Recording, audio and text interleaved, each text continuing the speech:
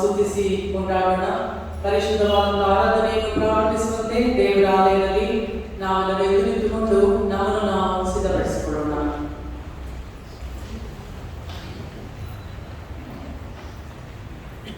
ವಿಶೇಷವಾದ ಆರಾಧನೆ ಕ್ರಮವನ್ನು ನಾವು ಅನುಸರಿಸೋಣ. ಯಾಹುವಿಗೆ ಸ್ತೋತ್ರ. ದೇವರನ್ನು ಆತನ ಪರಿಶುದ್ಧ ಆಲಯದಲ್ಲಿ ಸ್ತುತಿಸಿರಿ.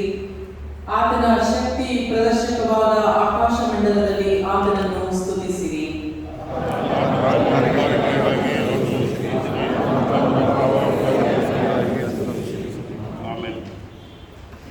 ಸಂಗೀತದಲ್ಲಿ 262ನೆಯ ಸಂಗೀತವನ್ನು ನಾವು ಮಾಡೋಣ. 262ನೆಯ ಸಂಗೀತ.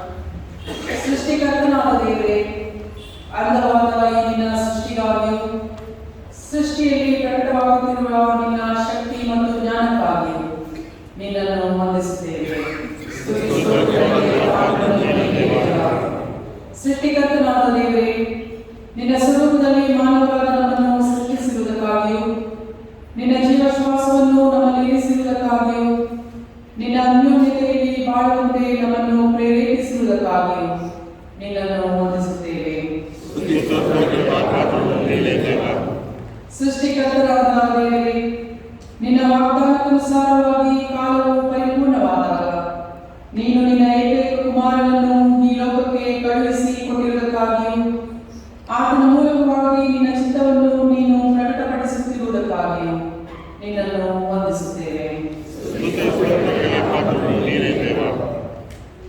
ವೀರನಾದ ಯೇಸು ಪ್ರಭುವೇ, ನೀನು ಆ ಮಹಿಮಾ ಪದವಿಯನ್ನು ಬಿಡಲನ್ನು ಎಂದೆನಿಸದೆ ದಾಸನ ರೂಪವನ್ನು ಧರಿಸಿಕೊಂಡು ನಮಗೆ ಸದೃಶನಾಗಿರುವುದಕ್ಕಾಗಿ ನಿನ್ನನ್ನು ವಂದಿಸುತ್ತೇವೆ.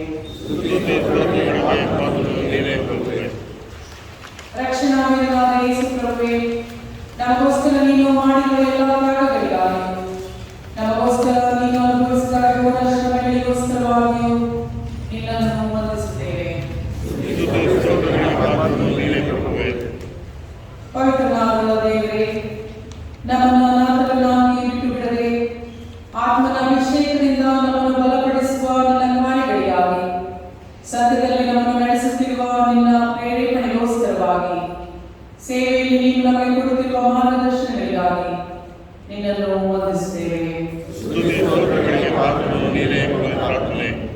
ಪವಿತ್ರಾತ್ಮನಾದ ದೇವರೇ, ನಿನ್ನ ಆತ್ಮನ ಪ್ರೇರೇಪಣೆಯಿಂದ ನಾವು ಈ ಸಭೆಯ ಅಂಗಗಳಾಗಿರುವುದಕ್ಕಾಗಿ ಸಭೆಗೋಸ್ಕರ ತೆಗೆದುಕೊಳ್ಳುತ್ತಿರುವ ಜವಾಬ್ದಾರಿಗಳಲ್ಲಿ ನೀನು ನಮಗೆ ಕೊಡುತ್ತಿರುವ ಜ್ಞಾನಕ್ಕೋಸ್ಕರವಾಗಿ ತ್ರೇಕನಾದ ದೇವರೇ, ಕ್ರಿಸ್ತಿಯ ಬಾಳಿನಲ್ಲಿ 30 ವರ್ಷಗಳ ಕಾಲ ನಮ್ಮನ್ನು ಭಕ್ತಿಯ ಮಾರ್ಗದಲ್ಲಿ ನಡೆಸಿದ ಈ ಸುಂದರ ದೇವಾಲಯಕ್ಕಾಗಿಯೂ ಈ ಆಲಯದಲ್ಲಿ ನಾವು ಕಂಡುಕೊಂಡಿರುವ ಅನ್ಯೋನ್ಯತೆಯ ಬಾಳ್ವೆಗಾಗಿ ಈ ಸ್ಥಳದಲ್ಲಿ ನೀನು ನಮಗೆ ಕೊಟ್ಟ ನಿನ್ನ ದರ್ಶನಕ್ಕಾಗಿ ನಿರೀಕ್ಷೆಗಾಗಿ ಶಾಂತಿ ಸಮಾಧಾನ ಹಾಗೂ ಆರೋಗ್ಯಕ್ಕಾಗಿ ಈ ಆಲಯದಲ್ಲಿ ನಮಗೋಸ್ಕರ ನೀನು ಕೊಡುತ್ತಾ ಬಂದಿರುವ ಎಲ್ಲ ಶುಭ ಸಂದೇಶಗಳಿಗಾಗಿ ಇಲ್ಲಿ ಸೇವೆ ಮಾಡಿದ ಎಲ್ಲ ದೇವರ ಸೇವಕರುಗಳಿಗೋಸ್ಕರವಾಗಿ ಸಭೆಯನ್ನು ಕುಳಿತುಕೊಳ್ಳಿ. ದೇವರ ಸನ್ನಿಧಾನದಲ್ಲಿ ನಾವು ಕ್ಷಣಕಾಲ ಮೌನವಾಗಿರೋಣ. ನಮ್ಮನ್ನು ಪ್ರೀತಿಸಿದ ನಮ್ಮ ದೇವರಿಗೂ ನಮ್ಮ ನೆರೆಹೊರೆಯವರಿಗೂ ನಾವು ಮಾಡಿದ ತಪ್ಪು ಅಪರಾಧಗಳನ್ನು ನಮ್ಮ ನೆನಪಿಗೆ ತಂದುಕೊಳ್ಳೋಣ. ಯೆಹೋವನು ಸಿಕ್ಕುವ ಕಾಲದಲ್ಲಿ ಆತನನ್ನು ಆಶ್ರಯಿಸಿ ಆತನು ಸಮೀಪದಲ್ಲಿರುವಾಗ ಆತನಿಗೆ ವಿನ್ನಹ ಮಾಡಿ. ದುಷ್ಟನು ತನ್ನ ದುರ್ಮಾರ್ಗವನ್ನು ಬಿಡಲಿ, ಕೆಡುಕನು ತನ್ನ ದುರಾಲೋಚನೆಯನ್ನು ತ್ಯಜಿಸಲಿ. ಯೆಹೋವನ ಕಡೆಗೆ ತಿರುಗಿಕೊಂಡು ಬರಲಿ, ಆತನು ಅವನನ್ನು ಕರುಣಿಸುವನು. ನಮ್ಮ ದೇವರನ್ನು ಆಶ್ರಯಿಸಲಿ, ಆತನು ಮಹಾಕೃಪೆಯಿಂದ ಶ್ರಮಿಸುವನು.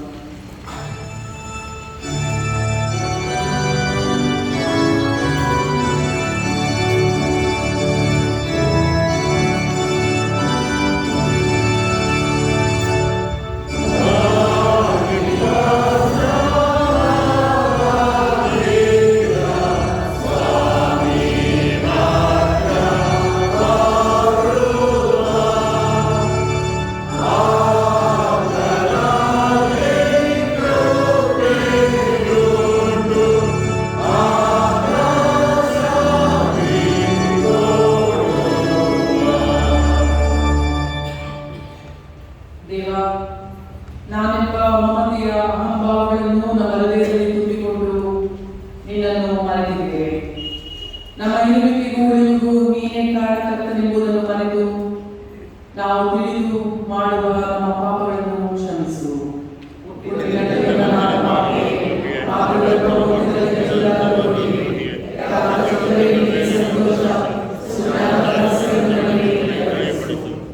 ದೇವ, ನಿನ್ನನ್ನು ಪೂರ್ಣ ಹೃದಯದಿಂದಲೂ ಪೂರ್ಣ ಪ್ರಾಣದಿಂದಲೂ ಪೂರ್ಣ ಬುದ್ಧಿಯಿಂದಲೂ ಪೂರ್ಣ ಶಕ್ತಿಯಿಂದಲೂ ನಾವು ಪ್ರೀತಿಸದೆ ನಮ್ಮನ್ನೇ ನಾವು ಪೂರ್ಣವಾಗಿ ಪ್ರೀತಿಸಿಕೊಳ್ಳುತ್ತಾ ನಮ್ಮನ್ನೇ ಸಂತೃಪ್ತಿಪಡಿಸಿಕೊಳ್ಳುವಲ್ಲಿ ನಮ್ಮ ಸುಖವನ್ನೇ ನೋಡಿಕೊಳ್ಳುವಲ್ಲಿ ಮುಳುಗಿದ್ದೇವೆ. ನಮ್ಮೆಲ್ಲ ಇರುವಿಕೆಗೆ ಮೂಲನಾದ ನಿನ್ನನ್ನು ಮರೆತಿರುವುದಕ್ಕಾಗಿ ನನ್ನ ಅಶುದ್ಧತ್ವವನ್ನು ತಿಳಿದುಕೊಂಡು ಆಗ ಶುದ್ಧನಾಗುವೆನು. ದೇವ, ನೀನು ದಯಪಾಲಿಸಿದ ಸಕಲ ತಲಾಂತುಗಳನ್ನು ನಿನ್ನ ಸಭೆಯ ಸೇವೆಯಲ್ಲಿ ಉಪಯೋಗಿಸದೇ ಇರುವುದಕ್ಕಾಗಿ ನೀನು ದಯಪಾಲಿಸಿರುವ ಜ್ಞಾನವನ್ನು ಸಭೆಯ ಅಭಿವೃದ್ಧಿಗೋಸ್ಕರ ಉಪಯೋಗಿಸದೇ ಇರುವುದಕ್ಕಾಗಿ ಸಭೆಯ ಎಲ್ಲ ಚಟುವಟಿಕೆಗಳಿಗೆ ನಾವು ತೋರಿಸುತ್ತಿರುವ ನಿಸ್ಸಾರತೆಯ ಮನೋಭಾವನೆಗಳಿಗಾಗಿ ನನ್ನ ಪಾಪಗಳನ್ನು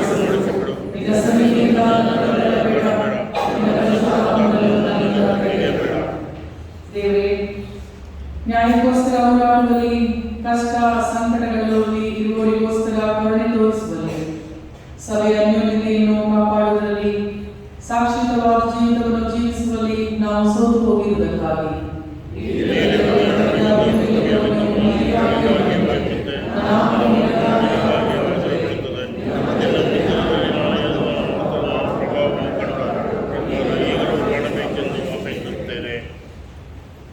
ಮಹಾಕರುಣೆಗಳ ಕರ್ತನು ನಮ್ಮ ಪಾಪಗಳನ್ನೆಲ್ಲ ಕ್ಷಮಿಸಿ ಪರಿಹರಿಸಿ ಬಾಳಲು ತಿದ್ದಿಕೊಳ್ಳುವುದಕ್ಕೆ ಸಹಾಯವನ್ನು ಪವಿತ್ರಾತ್ಮನಿಂದ ಸುತ್ತೇರಣೆಯನ್ನು ಆದರಣೆಯನ್ನು ನಮಗೆ ದಯಪಾಲಿಸಲಿ.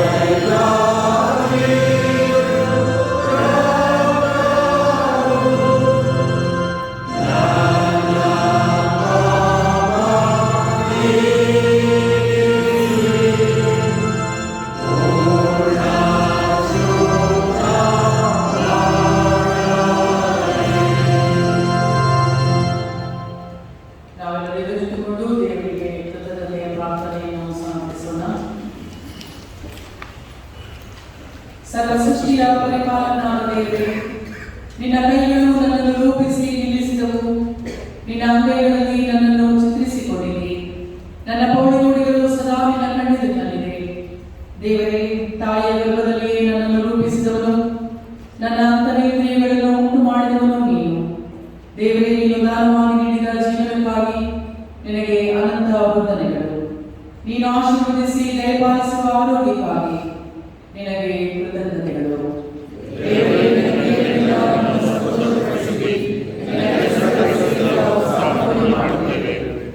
ದೇವರೇ, ನಿನ್ನ ಸತ್ಯತೆಯು ತಲತಲಾಂತರಕ್ಕೂ ಇರುವವು ಎನ್ನುವ ವಾಗ್ದಾನಕ್ಕಾಗಿ ನಿನ್ನನ್ನು ವಂದಿಸುತ್ತೇವೆ.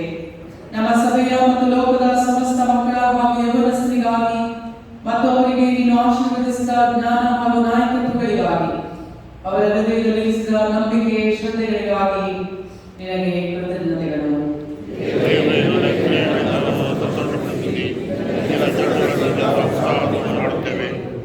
ದೇವರೇ, ನಿನ್ನ ಆಲಯದ ಅಂಗಳದಲ್ಲಿ ಕಳೆದ ಒಂದು ದಿನವೂ ಬೇರೆ ಸಹಸ್ರ ದಿನಗಳಿಗಿಂತ ಉತ್ತಮವಾಗಿದೆ. ನೀನು ನಮಗಾಗಿ ಕೊಟ್ಟಿರುವ ಈ ಆಲಯಕ್ಕಾಗಿ, ಇಲ್ಲಿ ನಾವು ಅನುಭವ ಮಾಡುತ್ತಾ ಬಂದಿರುವ ನಿನ್ನ ದರ್ಶನಗಳಿಗಾಗಿ, ಅದ್ಭುತ ಕಾರ್ಯಗಳಿಗಾಗಿ, ಪರಿಶುದ್ಧ ಆರಾಧನೆಗಳಿಗಾಗಿ, ಸಹಬಾಳ್ವೆಗಾಗಿ ನಿನ್ನನ್ನು ವಂದಿಸುತ್ತೇವೆ. ಇಲ್ಲಿ ಸೇವೆ ಮಾಡಿರುವ ಎಲ್ಲ ಸಭಾ ಸೇವಕರುಗಳಿಗಾಗಿ, ಸಭೆಯ ಹಿರಿಯರಿಗಾಗಿ ನಿನಗೆ ಕೃತಜ್ಞತೆಗಳು.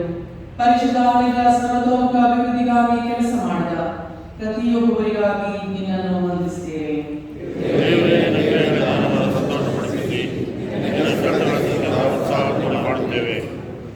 ಸಭೆಯವರು ಕುಳಿತುಕೊಳ್ಳಿ. ಈ ದಿನಕ್ಕೆ ನೇಮಕವಾದ ಮೊದಲನೆಯ ವೇದ ಕಾರ್ಯವನ್ನು ಪ್ರಯತ್ನ ಪಡಿಕೆ ನಾವು ತಿಳಿಸಿಕೊಳ್ಳೋಣ.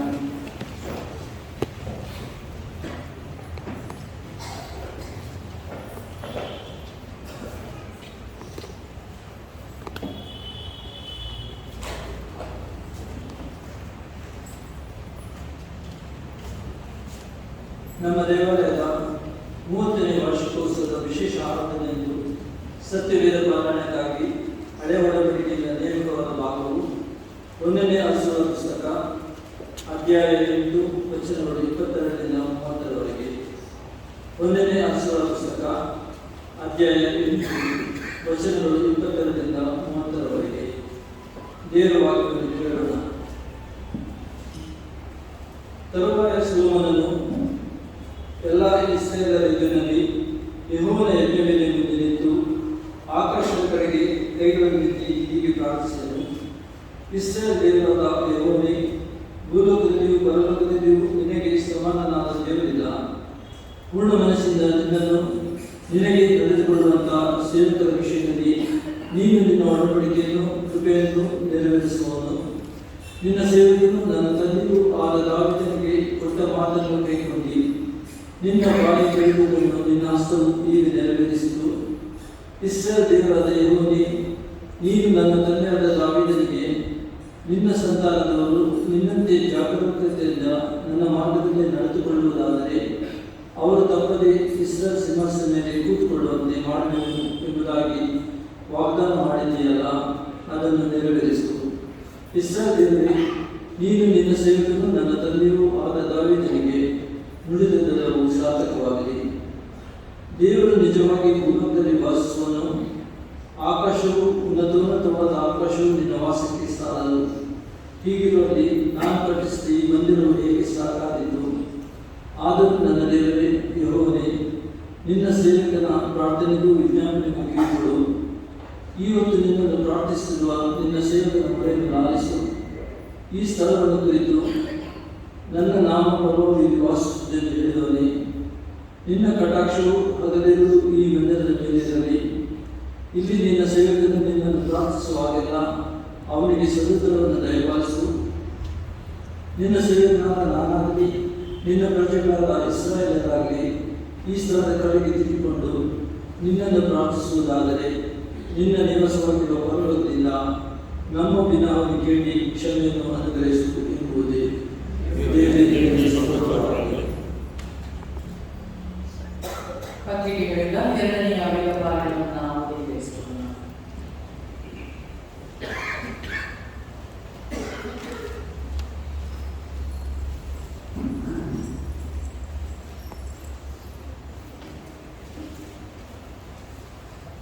ನಮ್ಮ ಆಲಯದ 30ನೇ ವಾರ್ಷಿಕೋತ್ಸವದ ಪವಿತ್ರ ಆರಾಧನೆಗೆಂದು ನೇಮಕವಾದ 2ನೇ ಸತ್ಯವೇದ ಪಾರಾಯಣವು ಹೊಸ ಒಡಂಬಡಿಕೆಯಲ್ಲಿ ಪೌಲನು ಕೊರಿಂಥದವರಿಗೆ ಬರೆದ ಮೊದಲನೇ ಪತ್ರಿಕೆ 3ನೇ ಅಧ್ಯಾಯ 9ನೇ ವಚನದಿಂದ 17ನೇ ವಚನದವರೆಗೆ.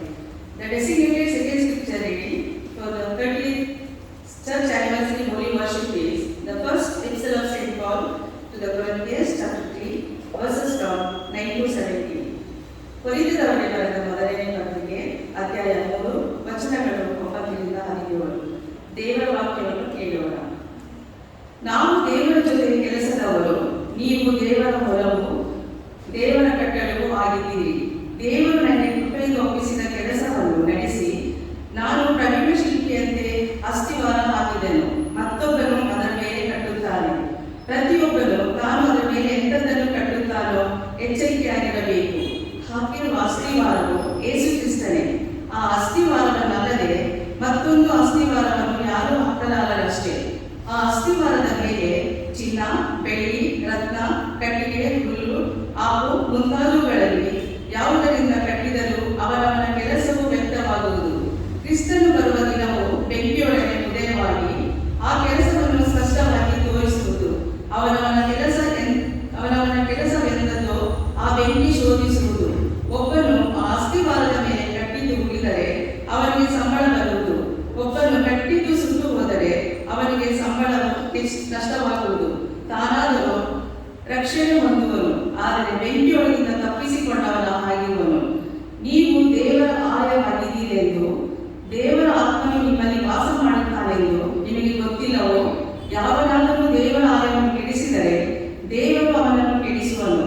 ಯಾಕೆಂದರೆ ದೇವರ ಆಲಯವು ಪವಿತ್ರವಾದದ್ದು, ಆ ಆಲಯವು ನೀವೇ ಎಂಬುದೇ.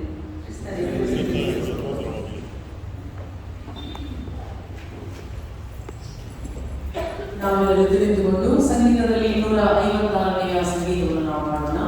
256ನೆಯ ಸಂಗೀತ.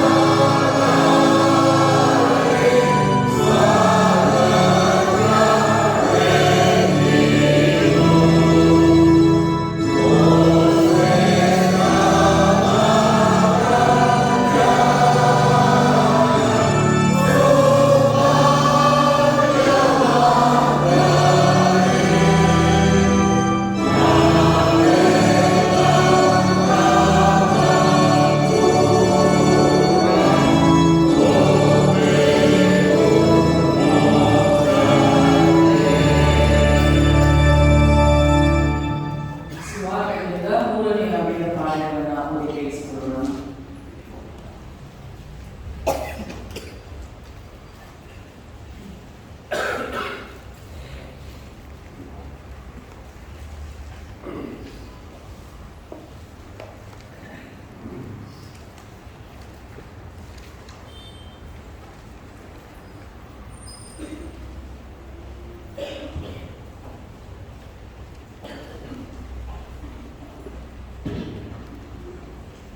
ಇಂದಿನ ಆಲಯದ ವಾರ್ಷಿಕೋತ್ಸವದ ಈ ಶುಭ ದಿನದಂದು ಸ್ವಾಗತ ಪಾಠಕ್ಕಾಗಿ ನೇಮಕವಾದ ವೇದಭಾಗವು ಶ್ರೀ ಮತ್ತಾಯನ ಬರೆದ ಸುವಾರ್ತೆ 16ನೇ ಅಧ್ಯಾಯ 13ರಿಂದ 20.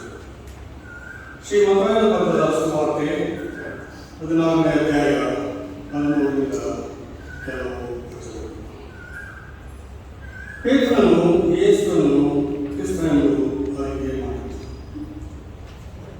ಯೇಸು ಫಿಲಿಪ್ಪನ ಕೈಸರಿಯ ಎಂಬ ಪಟ್ಟಣದ ಪ್ರಾಂತ್ಯಕ್ಕೆ ಬಂದಾಗ ಜನರು ಮನುಷ್ಯತ್ವವೆಂಬ ನಮ್ಮನ್ನು ಯಾರು ಅನ್ನುತ್ತಾರೆ ಎಂದು ತನ್ನ ಶಿಷ್ಯರನ್ನು ಕೇಳಿದ್ದಕ್ಕೆ ಅವರು, ಇನ್ನೊಂದು ಕೆಲವರು ಸ್ನಾನಿಕನಾದ ಯೋಹಾನನು ಅನ್ನುತ್ತಾರೆ, ಕೆಲವರು ಏಲಿಯನು ಅನ್ನುತ್ತಾರೆ, ಬೇರೆ ಕೆಲವರು ಯೆರೆಮೀಯನು ಇಲ್ಲವೇ ಪ್ರವಾದಿಗಳಲ್ಲಿ ಒಬ್ಬನು ಅನ್ನುತ್ತಾರೆ ಎಂದು ಹೇಳಿದರು. ಆತನು ಅವರನ್ನು, ಆದರೆ ನೀವು ನನ್ನನ್ನು ಯಾರುತ್ತೀರಿ ಎಂದು ಕೇಳಲಾಗಿ ಸೀಮೋನ್ ಪೇತ್ರನು, ನೀನು ಬರಬೇಕಾದ ಕ್ರಿಸ್ತನು, ಜೀವಸ್ವರೂಪನಾದ ದೇವರ ಕುಮಾರನು ಎಂದು ಉತ್ತರ ಕೊಟ್ಟನು. ಅದಕ್ಕೆ ಯೇಸು, ಯೋನನ ಮಗನಾದ ಸೀಮೋನನೇ, ನೀನು ಧನ್ಯನು. ಈ ಗುಟ್ಟು ನಿನಗೆ ತಿಳಿಸಿದವರು ಮನುಷ್ಯರಲ್ಲ, ನರಮನುಷ್ಯರಲ್ಲ, ಪರಲೋಕದಲ್ಲಿರುವ ನನ್ನ ತಂದೆಯೇ ತಿಳಿಸಿದನು. ಮತ್ತು ನಾನು ನಿನಗೆ ಒಂದು ಮಾತನ್ನು ಹೇಳುತ್ತೇನೆ, ಅದೇನೆಂದರೆ, ನೀನು ಪೇತ್ರನು, ಈ ಬಂಡೆಯ ಮೇಲೆ ನಿನ್ನ ಸಭೆಯನ್ನು ಕಟ್ಟುವೆನು. ಪಾತಾಳ ಲೋಕದ ಬಲವು ಅದನ್ನು ಸೋಲಿಸಲಾರದು. ಭೂಲೋಕದಲ್ಲಿ ನೀನು ಯಾವುದನ್ನು ಕಟ್ಟುತ್ತೀಯೋ ಅದು ಪರಲೋಕದಲ್ಲಿಯೂ ಕಟ್ಟುವುದು, ಮತ್ತು ಭೂಲೋಕದಲ್ಲಿ ನೀನು ಯಾವುದನ್ನು ಬಿಚ್ಚುತ್ತೀಯೋ ಅದು ಪರಲೋಕದಲ್ಲಿಯೂ ಬಿಚ್ಚುವುದು. ಆಗ ಆತನು, ನಾನು ಕ್ರಿಸ್ತನಾಗಿದ್ದೇನೆ ಎಂಬುದನ್ನು ಯಾರು ಹೇಳಿದ್ದೇನೆ ಎಂದು ಶಿಷ್ಯರಿಗೆ ಖಂಡಿತವಾಗಿ ಹೇಳಿದೆನು ಎಂಬುದು.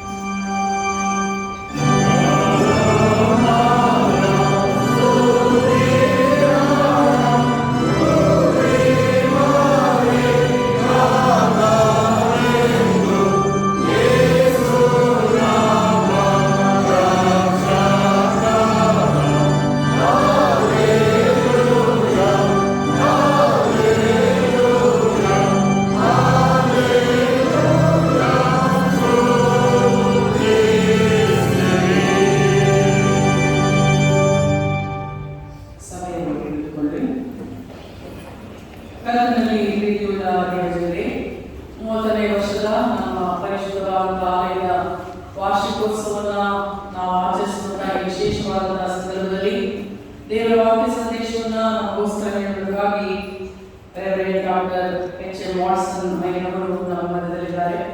ಈ ದಿನ ತ್ಯಾಗದ ಸಂಡೆ ಆಗಿದ್ದರೂ ಕೂಡ ಅತ್ಯಂತ ಬ್ಯುಸಿ ಸ್ಟುಡಿಯೋಸ್ನಲ್ಲಿ ಕೂಡ ನಮ್ಮ ಒಂದು ಆಹ್ವಾನವನ್ನು ಅವರು ಪ್ರೀತಿಯಿಂದ ಸ್ವೀಕರಿಸಿ ನಮ್ಮ ಸಭೆಯಲ್ಲಿ ನಮ್ಮ ಸಂತೋಷದೊಂದಿಗೆ ಪಾಲುಗಾರರಾಗೋದಕ್ಕೋಸ್ಕರ ಅವರು ಬಂದಿದ್ದಾರೆ. ಸಭಾಪಾಲಕ ಸಮಿತಿಯ ಪರವಾಗಿ ಹಾಗೂ ಸಭೆಯೆಲ್ಲರ ಪರವಾಗಿ ನಾನು ಅವರೆಲ್ಲ ಹೃತ್ಪೂರ್ವಕವಾಗಿ ವಂದಿಸ್ತೇನೆ ಮತ್ತು ಆಹ್ವಾನಿಸ್ತೇನೆ. ಪ್ರಸ್ತುತ ಕರ್ನಾಟಕ ಥಿಯಾಲಜಿಕಲ್ ಕಾಲೇಜಿನ ಪ್ರಿನ್ಸಿಪಾಲ್ ಆಗಿ ಅವರು ತಮ್ಮ ಸೇವೆಯನ್ನು ಮಾಡ್ತಾ ಇದ್ದಾರೆ. ನಮಗೂ ಕೂಡ ಪಾಠವನ್ನು ಕಲಿಸಿದಂಥವರು ಕ್ರಿಶ್ಚಿಯನ್ ಥಿಯಾಲಜಿ ಎನ್ನುವಂತಹ ಸಬ್ಜೆಕ್ಟ್ ಅನ್ನ ಅವರು ನಮಗೆ ಹೇಳಿಕೊಡ್ತಾ ಇದ್ರು. ಈ ದಿನ ಅವರು ನಮ್ಮ ಮಧ್ಯದಲ್ಲಿರುವುದು ನಮ್ಮೆಲ್ಲರಿಗೂ ಕೂಡ ಬಹಳ ಸಂತೋಷ ಹಾಗೂ ಸಂಭ್ರಮದ ಒಂದು ವಿಷಯವಾಗಿದೆ. ದೇವರ ವಾಕ್ಯ ಸಂದೇಶವನ್ನು ನಾವು ಕೇಳಿಸಿಕೊಳ್ಳೋದಕ್ಕೆ ಮುಂಚೆ ಯೇಸುವೆ ನಿನ್ನ ದರ್ಶನಕ್ಕಾಗಿ ಬರುವೆ ಸನ್ನಿಧಿಗೆ ಈ ಒಂದು ಸಂಗೀತವನ್ನು ಮಾಡ್ತಾ ನಮ್ಮನ್ನು ನಾವು ಸಿದ್ಧಪಡಿಸ್ತೀವಿ.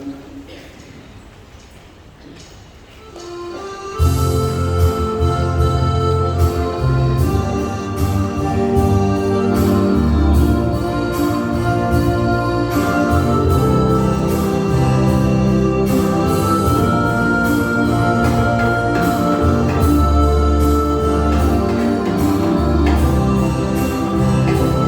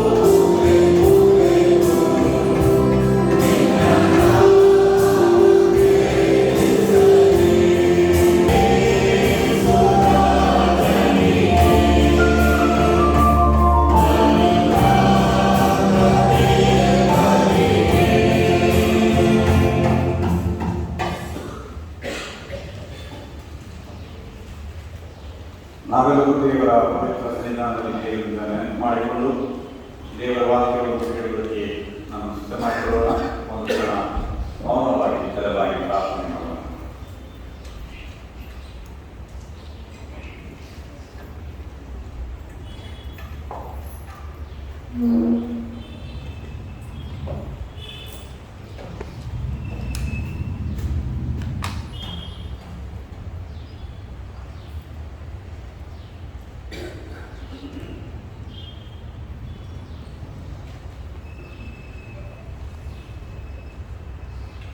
ಸಭೆಗೆ ಶಿರಸ್ಸಾಗಿರುವ ನಮ್ಮ ರಕ್ಷಕನಾದ ಯೇಸು ಸ್ವಾಮಿ, ನಾವು ಈ ನಮ್ಮ ಸಭೆಯ 30ನೇ ವಾರ್ಷಿಕೋತ್ಸವವನ್ನು ಆಚರಿಸಿಕೊಳ್ಳುತ್ತೇವೆ. ನೀನು ನಮ್ಮನ್ನು ನಡೆಸಿದ್ದಕ್ಕಾಗಿ ನಿಲ್ಲಿಸುತ್ತದೆ. ನೀನು ಸಭೆಯ ತಲೆಯಾಗಿ ಈ ಸಭೆಯನ್ನು ನಡೆಸಿಕೊಂಡು ಬಂದೆ. ಈ 30 ವರ್ಷಗಳಲ್ಲಿ ನೀನು ಘೋಷಿಸಿದ ಆಶೀರ್ವಾದಗಳಿಗಾಗಿ ನಿಲ್ಲಿಸುತ್ತದೆ. ನಿನ್ನ ಸಾಕ್ಷಿಯ ನಿನ್ನ ಬೆಳಕಿನ ಸಭೆಯಾಗಿ ಈ ಸ್ಥಳದಲ್ಲಿ ಈ ಸಭೆ ಜೀವಿಸುವಂತೆ ಮತ್ತು ಈ ಆಲಯ ಬೆಳಕೊಡುವಂತೆ ನೀನು ತೋರಿಸಿದ ಎಲ್ಲ ಆಶೀರ್ವಾದಗಳಿಗಾಗಿ ಸ್ತೋತ್ರ. ಈಗಲೂ ನಮ್ಮ ಆರಾಧನೆಯಲ್ಲಿ ನಮ್ಮ ಮೂಲಕ ಸಮಾಜಕ್ಕಾಗಿ ಸ್ತೋತ್ರ. ನೀನೇ ನಿಜವಾದ ವಾಕ್ಯವಾಗಿದೆ. ನೀನು ಕೊಟ್ಟ ವಾಕ್ಯವನ್ನು ನಾವು ಧ್ಯಾನಿಸುವ, ನಿನ್ನ ವಾಕ್ಯವನ್ನು ಅರ್ಥ ಮಾಡುವಂತೆ, ನಿನ್ನ ವಾಕ್ಯವನ್ನು ಅರ್ಥೈಸಿ ನಿನ್ನ ವಾಕ್ಯಕ್ಕೆ ಬೇರಾಗಿ ಜೀವಿಸುವಂತೆ ನಿನ್ನ ಕೃಪೆ ನಮಗೆ ದಯಪಾಲಿಸಿ. ಈಗಲೂ ನಮ್ಮನ್ನು ನಿನ್ನ ಸೇವಕನ ವಾಕ್ಯ ಪ್ರಸಂಗವನ್ನು ನಡೆಸಲಿದ್ದೇವೆ. ನಿನ್ನ ಪವಿತ್ರ ನಾಮದಲ್ಲಿ ಬೇಡುತ್ತೇವೆ. ಕರ್ತನಲ್ಲಿ ಬೇರೆ ನಿಮ್ಮೆಲ್ಲರಿಗೂ ನನ್ನ ರಕ್ಷಕನಾದ ಯೇಸುವಿನ ಹೆಸರಿನಲ್ಲಿ ಪ್ರೀತಿಯ ವಂದನೆ. ವಿಶೇಷವಾಗಿ ನಿಮ್ಮ ಸಭೆಯ 30ನೇ ವರ್ಷದ ಈ ವಾರ್ಷಿಕೋತ್ಸವಕ್ಕೆ ನನ್ನನ್ನು ಅತಿಥಿಯಾಗಿ ಆಹ್ವಾನಿಸಿ ನಿಮ್ಮ ಆರಾಧನೆಯಲ್ಲಿ ಭಾಗವಹಿಸಿ ನಿನ್ನ ವಾಕ್ಯ ಪ್ರಸಂಗವನ್ನು ಕೊಡುವಂತೆ ಈ ಅವಕಾಶವನ್ನು ಕೊಟ್ಟ ಸಭಾಪಾಲಕರಿಗೂ ಸಭೆಯ ಹಿರಿಯರಿಗೂ ಸಭೆಯವರ ನಿಮ್ಮೆಲ್ಲರಿಗೂ ನಾನು ಪ್ರೀತಿಯಿಂದ ವಂದನೆ ಸಲ್ಲಿಸುತ್ತೇನೆ. ಅಯ್ಯ, ಹಲವು ಸರಿ ನನ್ನನ್ನು ಹಿಮಾಲಯಕ್ಕೆ ಆಹ್ವಾನಿಸಿದ್ರು. ಅವರ ಕಾರಣಾಂತರದಿಂದ ಹಿಂದೆ ಬರಕ್ಕೆ ಆಗಲಾರದೆ ಈ ಸಾರಿ ಅವರು ಮೊದಲೇ ನನ್ನನ್ನು ಕೇಳಿಕೊಂಡಿದ್ದರು ಮತ್ತು ಇವತ್ತು ಅವರಿಗೆ ಹಾಗೆ ಕೇವಲ ಸಭೆ ಆಗಿದ್ದರೂ ಕೂಡ ನಾನು ವಾಸಿಸೋಕೆ ಕಲಿತದಿಂದ ಮತ್ತು ನಿಮ್ಮ ಸಭೆ KBCಯ ಸೇವೆಗೆ ಯಾವಾಗ ಪ್ರೋತ್ಸಾಹ ಕೊಡುವುದರಿಂದ ನಾನು ಆಹ್ವಾನವನ್ನು ತಿರಸ್ಕರಿಸಕ್ಕೆ ಸಾಧ್ಯ ಆಗಲಿಲ್ಲ. ಹೇಗೂ ನಿಮ್ಮ ಈ ಸಂತೋಷದಲ್ಲಿ ಭಾಗಿಯಾಗುವುದಕ್ಕೆ ನಾನು ಸಂತೋಷಪಡ್ತೇನೆ. ಕಳೆದ ವರ್ಷದಲ್ಲಿ ಕೂಡ ಯೋಗ ಸಂಘಕ್ಕೆ ಸಂಬಂಧಿಸಿ KBC ಸಂಘಕ್ಕೆ ಸಂಬಂಧಿಸಿ ನೀವು ನಿಮ್ಮ ಪ್ರೋತ್ಸಾಹವನ್ನು ಕೊಟ್ಟಿದ್ದೀರಿ. ಅದಕ್ಕಾಗಿ ನಾನು KBCಯ ಪರವಾಗಿ ನಿಮಗೆ ಪ್ರಾರ್ಥಿಸುತ್ತೇನೆ. KBCಯ ಫ್ಯಾಕಲ್ಟಿ, ಸ್ಟೂಡೆಂಟ್ ಮತ್ತು ಸ್ಟಾಫ್ ಪರವಾಗಿ ಅವರ ವತಿಯಿಂದ ನಾನು ಈ ವಿಶೇಷ ದಿವಸದಲ್ಲಿ ನಿಮಗೆ ಶುಭಾಶಯವನ್ನು ತಿಳಿಸುತ್ತೇನೆ. ಸಭೆಯಲ್ಲಿ ನನ್ನ ಮಕ್ಕಳಾದ ಬರೆದಿದ್ದಾರೆ. ಅದರಿಂದ ಅವರ ಮುಂದೆ ಪ್ರಸಂಗ ಮಾಡಲಿಕ್ಕೆ ಒಂದು ರೀತಿಯಲ್ಲಿ ನನಗೆ ಇಷ್ಟು ಅನುಭವ ಆಗಿದ್ದರೂ ಕೂಡ ಅಳುಪಾಗ್ತದೆ. ಯಾಕಂದರೆ ಅವರು ನನ್ನನ್ನು ರೂಪಿಸಿದ ಪ್ರಾಧ್ಯಾಪಕರಲ್ಲಿ ಒಂದು ಮುಖ್ಯ ಪಾತ್ರ ವಹಿಸಿದ್ದವರು. ಕರ್ತನಲ್ಲಿ ಪ್ರಿಯರೇ, ಈ ಸಭೆ ಒಂದು ಚಿಕ್ಕ ಪ್ರಾರಂಭದಿಂದ ಪ್ರಾರಂಭವಾದಂತಹ ಸಭೆ. ಮನೆಯಲ್ಲಿ ಆರಾಧನೆ ಪ್ರಾರಂಭಗೊಂಡು ಇವತ್ತು ಇಷ್ಟು ದೊಡ್ಡ ಆಲಯವಾಗಿ ಸಭೆಯಾಗಿ ಬೆಳೆದು ಬಂದಿದೆ. ಇಡೀ ಸಭೆಯ ಚರಿತ್ರೆ ನಾವು ತೆಗೆದುಕೊಂಡ್ರೆ ನಮ್ಮ ಈ ಸಭೆಯ ಒಂದು ಸಣ್ಣ ಚರಿತ್ರೆ. ಆದರೆ ಈ ಸಭೆಗೆ ಈ 30 ವರ್ಷದ ಈ ಚರಿತ್ರೆ ಕೂಡ ಬಹಳ ಪ್ರಾಮುಖ್ಯ. ನಾನು ಅನಿಸ್ತೇನೆ, ಈ ಸಭೆ ಪ್ರಾರಂಭವಾದ ದಿವಸದಿಂದ ಇಂದಿನ ದಿನವರೆಗೂ ಇರುವಂಥ ಸಭೆಯಲ್ಲಿ ಸದಸ್ಯರಿದ್ದೀರಿ, ನಾಯಕತ್ವ ವಹಿಸಿದಂಥವರಿದ್ದೀರಿ. ಆದ್ದರಿಂದ ಈ 30ನೇ ವರ್ಷದ ಈ ಆಚರಣೆಯಲ್ಲಿ ನಾವು ನಿಮ್ಮೊಂದಿಗೆ ಸಂತೋಷ ಪಡ್ತೀವಿ. ನಿಮ್ಮ ಸಭೆಗೆ ಕ್ರಿಸ್ತ ಪ್ರಭಾಲಯ ಎಂಬುದಾಗಿ ಹೆಸರು ಕೊಟ್ಟಿದೆ. ಅರ್ಥಪೂರ್ಣವಾದ ಹೆಸರು. ಕ್ರಿಸ್ತನ ಪ್ರಭೆಯನ್ನು ಬೀರುವ ಸಭೆ. ಸಭೆ ನಿಜವಾದ ಆಲಯ. ನಾವು ಕ್ರಿಸ್ತನ ಪ್ರಭೆಯನ್ನು ಬೀರುವುದಕ್ಕೆ ಕರೆಯಲ್ಪಟ್ಟಿದ್ದ ಸಮುದಾಯ. ಆದ್ದರಿಂದ ಈ ಹೆಸರಿಗೆ ಸೂಕ್ತವಾಗಿ ಈ ಸಭೆ ಮುಖ್ಯವಾಗಿ ಈ ಸ್ಥಳದಲ್ಲಿ ಜೀವಿಸುತ್ತಾ ಬಂದಿದೆ ಎಂಬುದಾಗಿ ನಾನು ಭಾವಿಸ್ತೇನೆ. ಆದ್ದರಿಂದ ನೊಂದಾವತ್ತಿ ನಿಮ್ಮನ್ನು ನಾನು ಈ ಸಮಯದಲ್ಲಿ ಅಭಿನಂದಿಸುತ್ತೇನೆ. ಇಷ್ಟರವರೆಗೆ ಅಭಿನಂದಿಸಿದ ದೇವರು ಇನ್ನು ಮುಂದೆ ಕೂಡ ನಿಮ್ಮನ್ನು ಸಭೆಯಲ್ಲಿ ಕುಟುಂಬಗಳಾಗಿ ವ್ಯಕ್ತಿಗಳಾಗಿ ನಡೆಸಲಿ ಎಂಬುದಾಗಿ ಭಾವಿಸಿ ಪ್ರಾರ್ಥಿಸುತ್ತೇನೆ.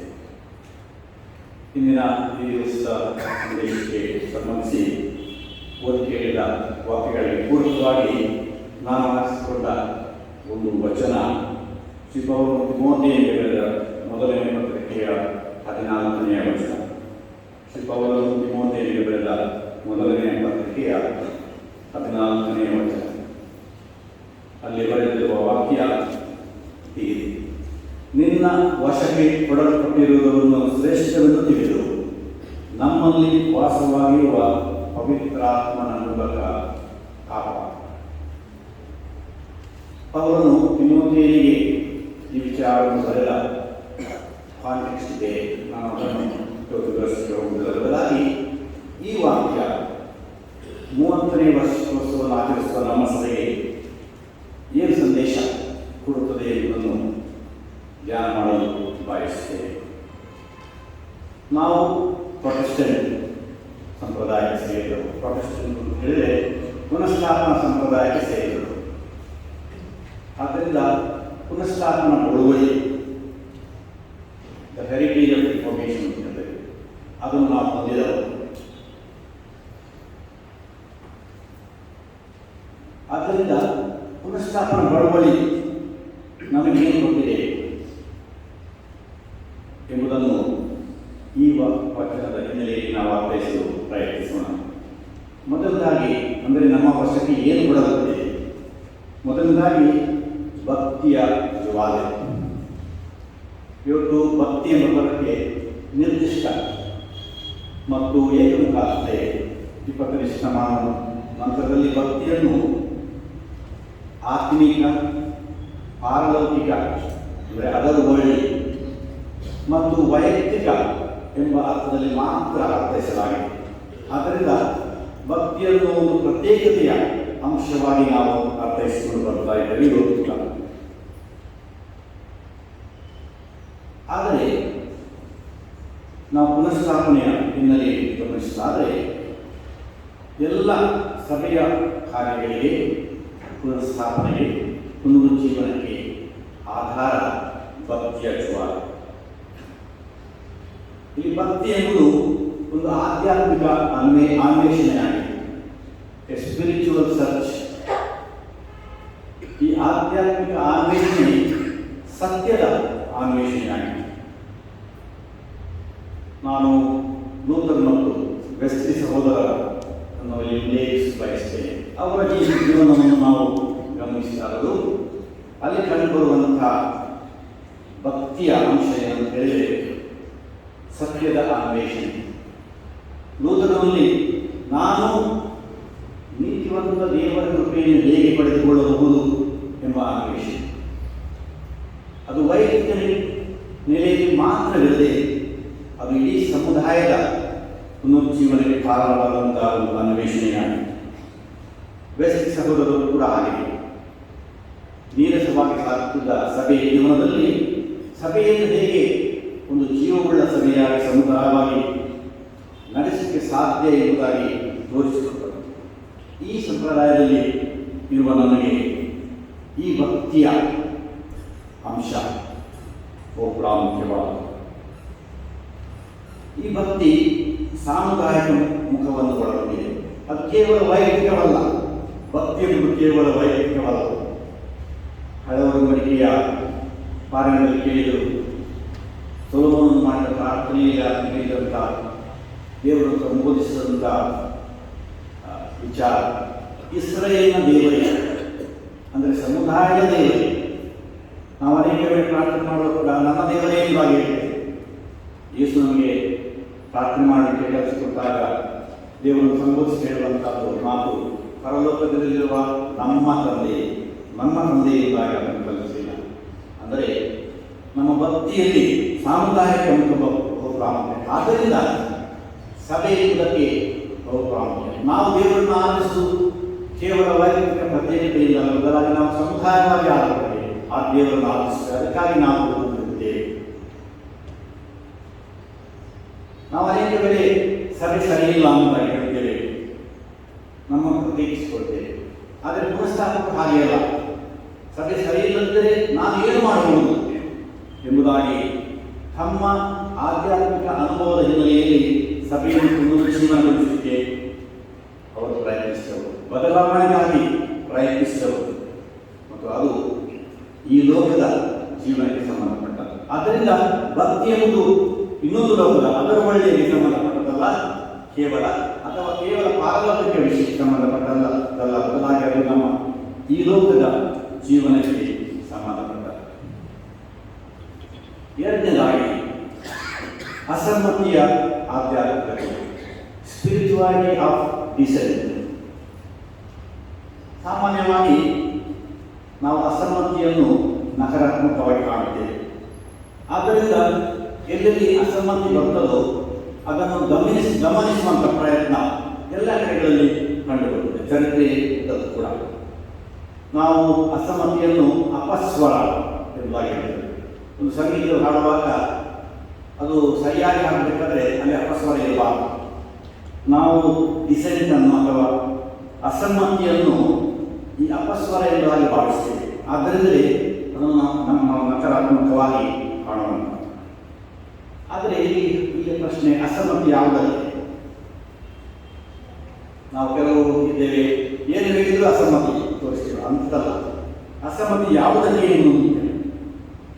ಅಸಮ್ಮತಿ ಅನ್ಯಾಯ, ಮೋಸ, ಭ್ರಷ್ಟತೆ ಮತ್ತು ಅಧಿಕಾರದ ದುರುಪಯೋಗ ಕಂಡು ಬಂದಾಗ ಪುನಃಸ್ಥಾಪನೆ ಚರಿತ್ರೆಯಲ್ಲಿ ಕೂಡ ನಾವು ಅದನ್ನೇ ನೋಡುತ್ತೇವೆ. ಅಸಮ್ಮತಿ ಎಲ್ಲಿ ದೇವರ ನೀತಿಗೆ ವಿರುದ್ಧವಾದ ಸ್ಥಿತಿದೆಯೋ ಅದಕ್ಕೆ ವಿರುದ್ಧವಾಗಿ ನಾವು ಅಸಮ್ಮತಿ ತೋರಿಸುವಂಥ ಅನ್ಯಾಯ, ಮೋಸ, ಭ್ರಷ್ಟತೆ ಮತ್ತು ಅಧಿಕಾರ ದುರುಪಯೋಗ ಕಂಡು ಬಂದಲ್ಲಿ ಅವುಗಳಿಗೆ ಇಲ್ಲ ಅನ್ನುವಂತಹದ್ದು ಮತ್ತು ದೇವರಿಗೆ ಹೌದು ಎನ್ನುವಂತಹದ್ದು ಅಸಮ್ಮತಿಯ ಆಧ್ಯಾತ್ಮಿಕತೆ. ಅದೇ ಸ್ಪಿರಿಚುವಾಲಿಟಿ ಆಫ್ ಡಿಸೆಂಟ್, ದೇವರ ನೀತಿಯನ್ನು ಸ್ವೀಕರಿಸುವಂಥ. ಇನ್ನು ಮೂರನೇದಾಗಿ ಯೇಸು ಚಳವಳಿ, ಜೀಸಸ್ ಮೂವ್ಮೆಂಟ್. ಯೇಸು ಸಭೆಯನ್ನು ಸ್ಥಾಪನೆ ಮಾಡಲಿಕ್ಕೆ ಬರಲಿಲ್ಲ, ಆತನು ಧರ್ಮವನ್ನು ಸ್ಥಾಪನೆ ಮಾಡಲಿಕ್ಕೆ ಬರಲಿಲ್ಲ, ಬದಲಾಗಿ ಆತನೊಂದು ಚಳುವಳಿಯನ್ನು ಪ್ರಾರಂಭ ಮಾಡಿದ. ಹಾಗಾಗಿ ನೀವು ಪ್ರಶ್ನೆ ಕೇಳಬಹುದು, ಈಗ ನಾವು ಸುವಾರ್ತೆ ವಾಕ್ಯ ಭಾಗದಲ್ಲಿ ಕೇಳಿದ್ದೇವಲ್ಲ, ಪೇತ್ರನು ಆಯ್ಕೆ ಮಾಡಿದಾಗ ನೀವು ಬರಬೇಕಾದ ಕ್ರಿಸ್ತ ಅಂತ ಹೇಳಿದಾಗ ಅಲ್ಲಿ ಯೇಸು ಹೇಳಿದಲ್ಲ, ನಾನು ಸಭೆಯನ್ನು ಕಟ್ಟುತ್ತೇನೆ ಎಂಬುದಾಗಿ. ಕನ್ನಡ ಭಾಷೆಯಲ್ಲಿ ಸಭೆ ಎಂಬುದು ಎರಡು ಪದ, ಸಭೆ ಮತ್ತು ದೇವಾಲಯ. ಇದು ಈ ಕನ್ನಡ ದೇವಾಲಯ, ಆದರೆ ಅದೇ ಸಭೆಯಲ್ಲ, ಇಲ್ಲಿ ಕುಳಿತಿರುವ ನಾವು ಸಭೆ. ಅದು ಇಂಗ್ಲಿಷ್ ಭಾಷೆಯಲ್ಲಿ ಎರಡಕ್ಕೂ ಒಂದೇ ಪದ, ಚರ್ಚ್. ಅದನ್ನು ನಾವು ಸಾಮಾನ್ಯವಾಗಿ ಚರ್ಚ್ ಅಂತ ಹೇಳಿದ್ರೆ ಚರ್ಚ್ ಬಿಲ್ಡಿಂಗ್ ಎಂಬುದಾಗಿ ಪರಿಗಣಿಸ್ತೇವೆ. ಸಭೆ ಅಂತ ಹೇಳಿದರೆ ಒಂದು ಇನ್ಸ್ಟಿಟ್ಯೂಷನ್ ಅಲ್ಲ, ಒಂದು ರಚನೆಯಲ್ಲ, ಬದಲಾಗಿ ಸಭೆಯ ಮೂಲ ಅಂತ ಸಮುದಾಯ. ನಿಮ್ಮಲ್ಲಿ ಕೆಲವರು ಟಿವಿ ಸೀರಿಯಲ್ ಪ್ರೋಗ್ರಾಮ್ ಅನ್ನು ದ ಚೋಸನ್ ಎಂಬ ಸೀರಿಯಲ್ ಅನ್ನು ನೋಡಿರ್ಬೋದು.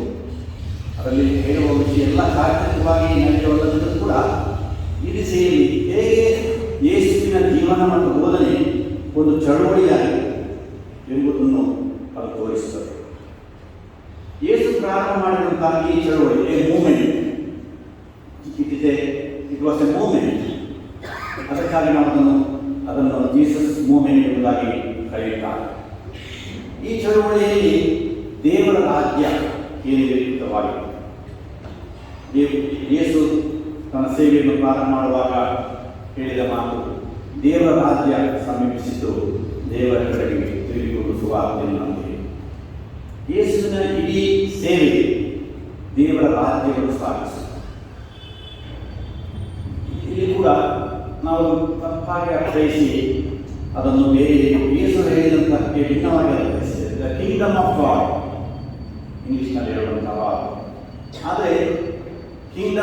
ಪದಕ್ಕೆ ಚಾರಿತ್ರಿಕವಾಗಿ ನಕಾರಾತ್ಮಕ ವಿಷಯ ಇದೆ.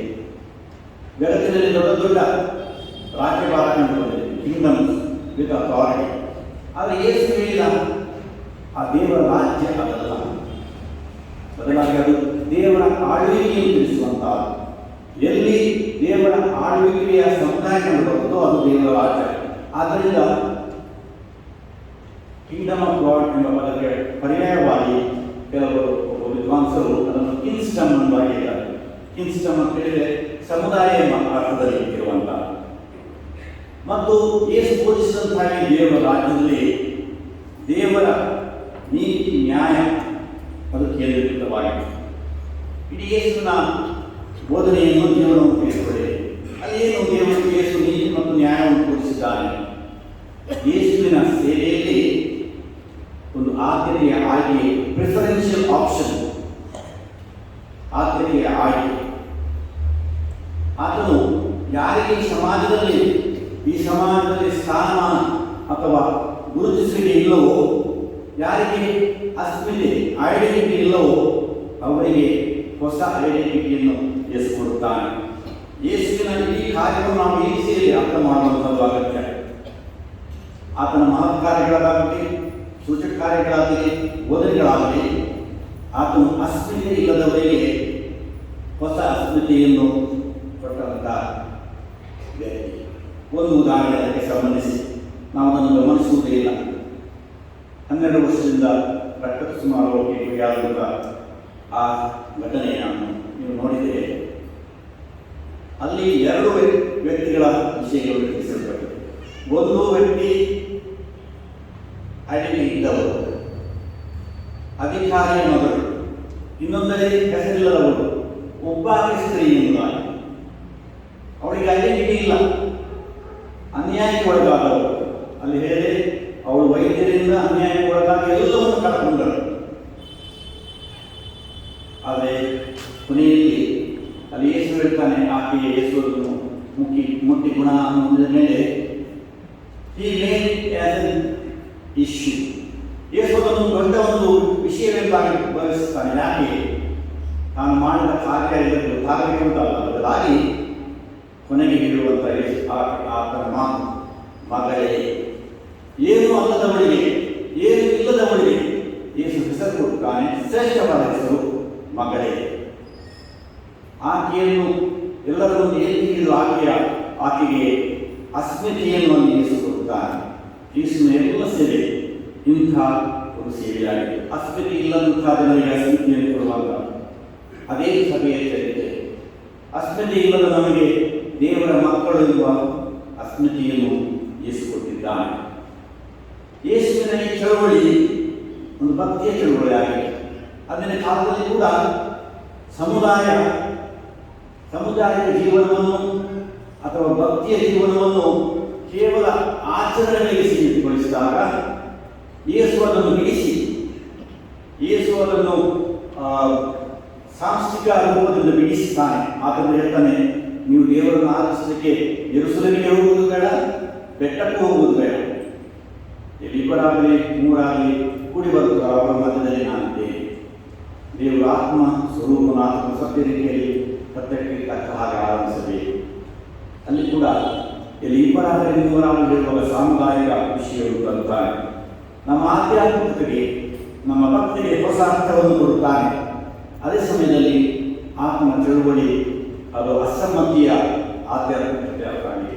ಆತನು ಅನೇಕ ವಿಷಯಗಳಿಗೆ ಇಲ್ಲ ಎಂಬಾಗಿದೆ ಅಸಮ್ಮತಿಯನ್ನು ಸೂಚಿಸಿದ.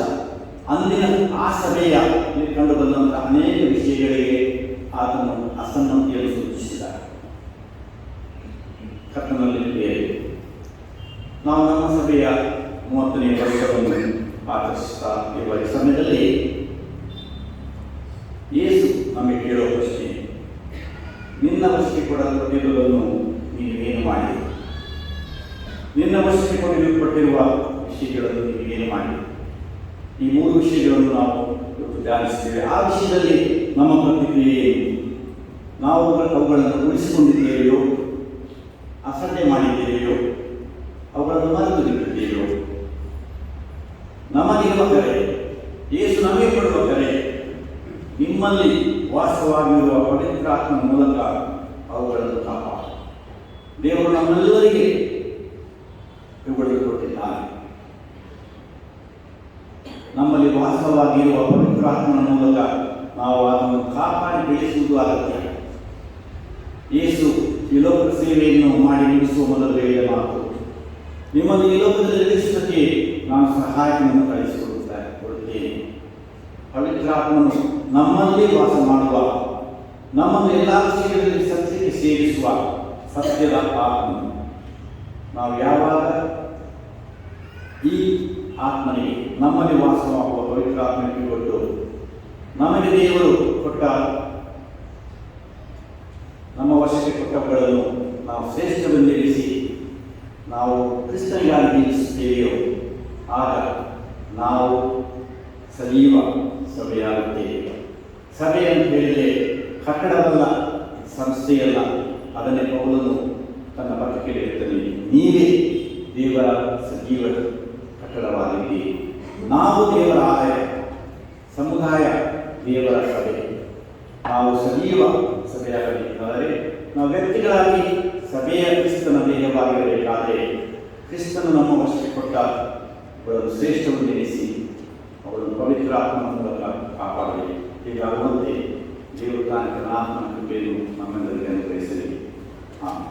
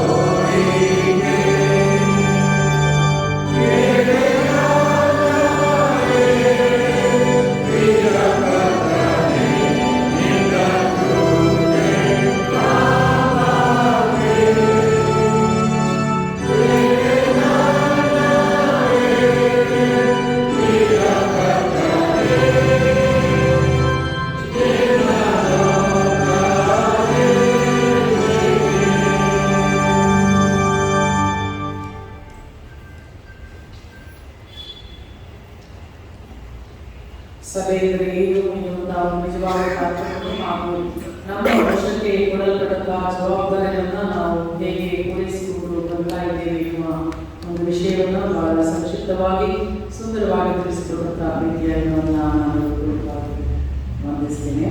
ನಾವೆಲ್ಲರೂ ನಿಂತುಕೊಂಡು ಅಪೊಸ್ತಲರ ವಿಶ್ವಾಸವನ್ನು ನಾವು ಪ್ರಾರ್ಥಿಸೋಣ. ಪರಲೋಕ ಭೂಲೋಕಗಳನ್ನು ಸೃಷ್ಟಿಸಿದ ಸರ್ವಶಕ್ತನಾಗಿರುವ ತಂದೆಯಾದ ದೇವರನ್ನು ನಂಬುತ್ತೇನೆ. ಆತನ ಏಕಕುಮಾರನಾಗಿರುವ ನಮ್ಮ ಪ್ರಭುವಾದ ಯೇಸು ಕ್ರಿಸ್ತನನ್ನು ನಂಬುತ್ತೇನೆ. ಈಗಲೂ ಪರಿಶುದ್ಧಾತ್ಮನಿಂದ ಕನ್ಯಾಮರಿಯದಲ್ಲಿ ಜನಿಸಲ್ಪಟ್ಟು ಆಕೆಯಲ್ಲಿ ಹುಟ್ಟಿ ಪಂಚ ಪಿಲಾತನ ಅಧಿಕಾರದಲ್ಲಿ ಜನ್ಮ ಹೊಂದಿ ಶಿಲುಬೆಗೆ ಜಡಿಯಲ್ಪಟ್ಟು ಸತ್ತು ಹೂಳಲ್ಪಟ್ಟು ಪಾತಾಳಕ್ಕೆ ಇಳಿದು ಹೋಗಿ ಮೂರನೆಯ ಸತ್ತವರಿಂದ ಇದ್ದು ಪರಲೋಕಕ್ಕೆ ಹೋಗಿ ಸರ್ವಶಕ್ತನಾಗಿರುವ ತಂದೆಯಾದ ದೇವರ ಪಾರ್ಶ್ವದಲ್ಲಿ ಕುಳಿತುಕೊಂಡಿದ್ದಾನೆ. ಈತನಿಂದ ಬಂದು ಬದುಕುವುದು ಸ್ವರ್ಗವಿದ್ದು ನ್ಯಾಯ ತೀರಿಸುವ ಇವರನ್ನು ನಂಬುತ್ತೇನೆ. ನಾನು ಪರಿಶುದ್ಧಾತ್ಮನನ್ನು ನಂಬುತ್ತೇನೆ. ಒಂದೇ ಪರಿಶುದ್ಧ ಕ್ರೈಸ್ತಸಭೆ, ಭಕ್ತರ ವಿನಂತಿಯು, ಪಾಪಗಳ ಪರಿಹಾರ, ದೇವರ ನಿತ್ಯ ಜೀವವನ್ನು ಇವರನ್ನು ನಂಬುತ್ತೇನೆ. ಆಮೆನ್. ಸಭೆಗಳು ಗಾಯನ ಮಂಡಳಿಯಿಂದ ಒಂದು ವಿಶೇಷ ಕ್ರಿಸ್ತನು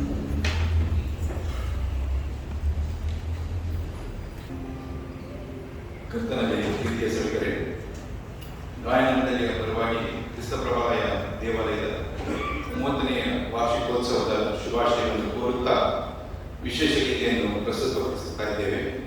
ಈ ವಿಶೇಷ ಗೀತೆಯ ಸಾಹಿತ್ಯ ರಚನೆ ಗಣ ಡಿ ಜೈಪಾಲ್ ಎನ್ನುವುದು. ಕರ್ತನ ಆಲಯದಲ್ಲಿ ಆತನ ಭಕ್ತರ ಮೇಲೆ ದೇವರು ತೋರಿಸುವಂಥ ಪ್ರೀತಿ ಮತ್ತು ಭಕ್ತರು ದೇವರನ್ನು ಮಹಿಮೆಯನ್ನು ಪಡಿಸುವಂಥ ಈ ಉತ್ತಮವಾದಂಥ ಸಾಹಿತ್ಯವನ್ನು ಕೊಟ್ಟಂಥ ಗಣ ಡಿ ಜೈಪಾಲ್ ಎನ್ನುವರಿಗೆ ಸಭೆಯ ಸಭಾಪಾಲಕರ, ಸಭಾಪಾಲನ ಸಮಿತಿಯ ಹಾಗೂ ಗಾಯನ ಮಂಡಳಿ ಪರವಾಗಿ ವಂದಿಸಿ ಕೃತಜ್ಞತೆಯನ್ನು ಸಲ್ಲಿಸುವುದಾಗಿದೆ. ಅದೇ ರೀತಿಯಲ್ಲಿ ಹಾಡನ್ನು ಪ್ರಸ್ತುತಪಡಿಸಲಿರುವ ಗಾಯನ ಮಂಡಳಿಯ ಸದಸ್ಯರೆಲ್ಲರಿಗೂ ಸಂಗೀತವನ್ನು ನೀಡಲಿರುವ ಅಭಿಷೇಕ್ ಪಾಲ್ ಕೀಬೋರ್ಡ್ನಲ್ಲಿ ಮತ್ತು ಅರ್ನೆಸ್ಟ್ ಗಿಟಾರ್ ಸಂಗೀತ ನೀಡಲಿದ್ದಾರೆ. ಅವರಿಗೂ ಸಹ ಎಲ್ಲರ ಪರವಾಗಿ ವಂದಿಸಿ ಕೃತಜ್ಞತೆ ಸಲ್ಲಿಸುವುದು.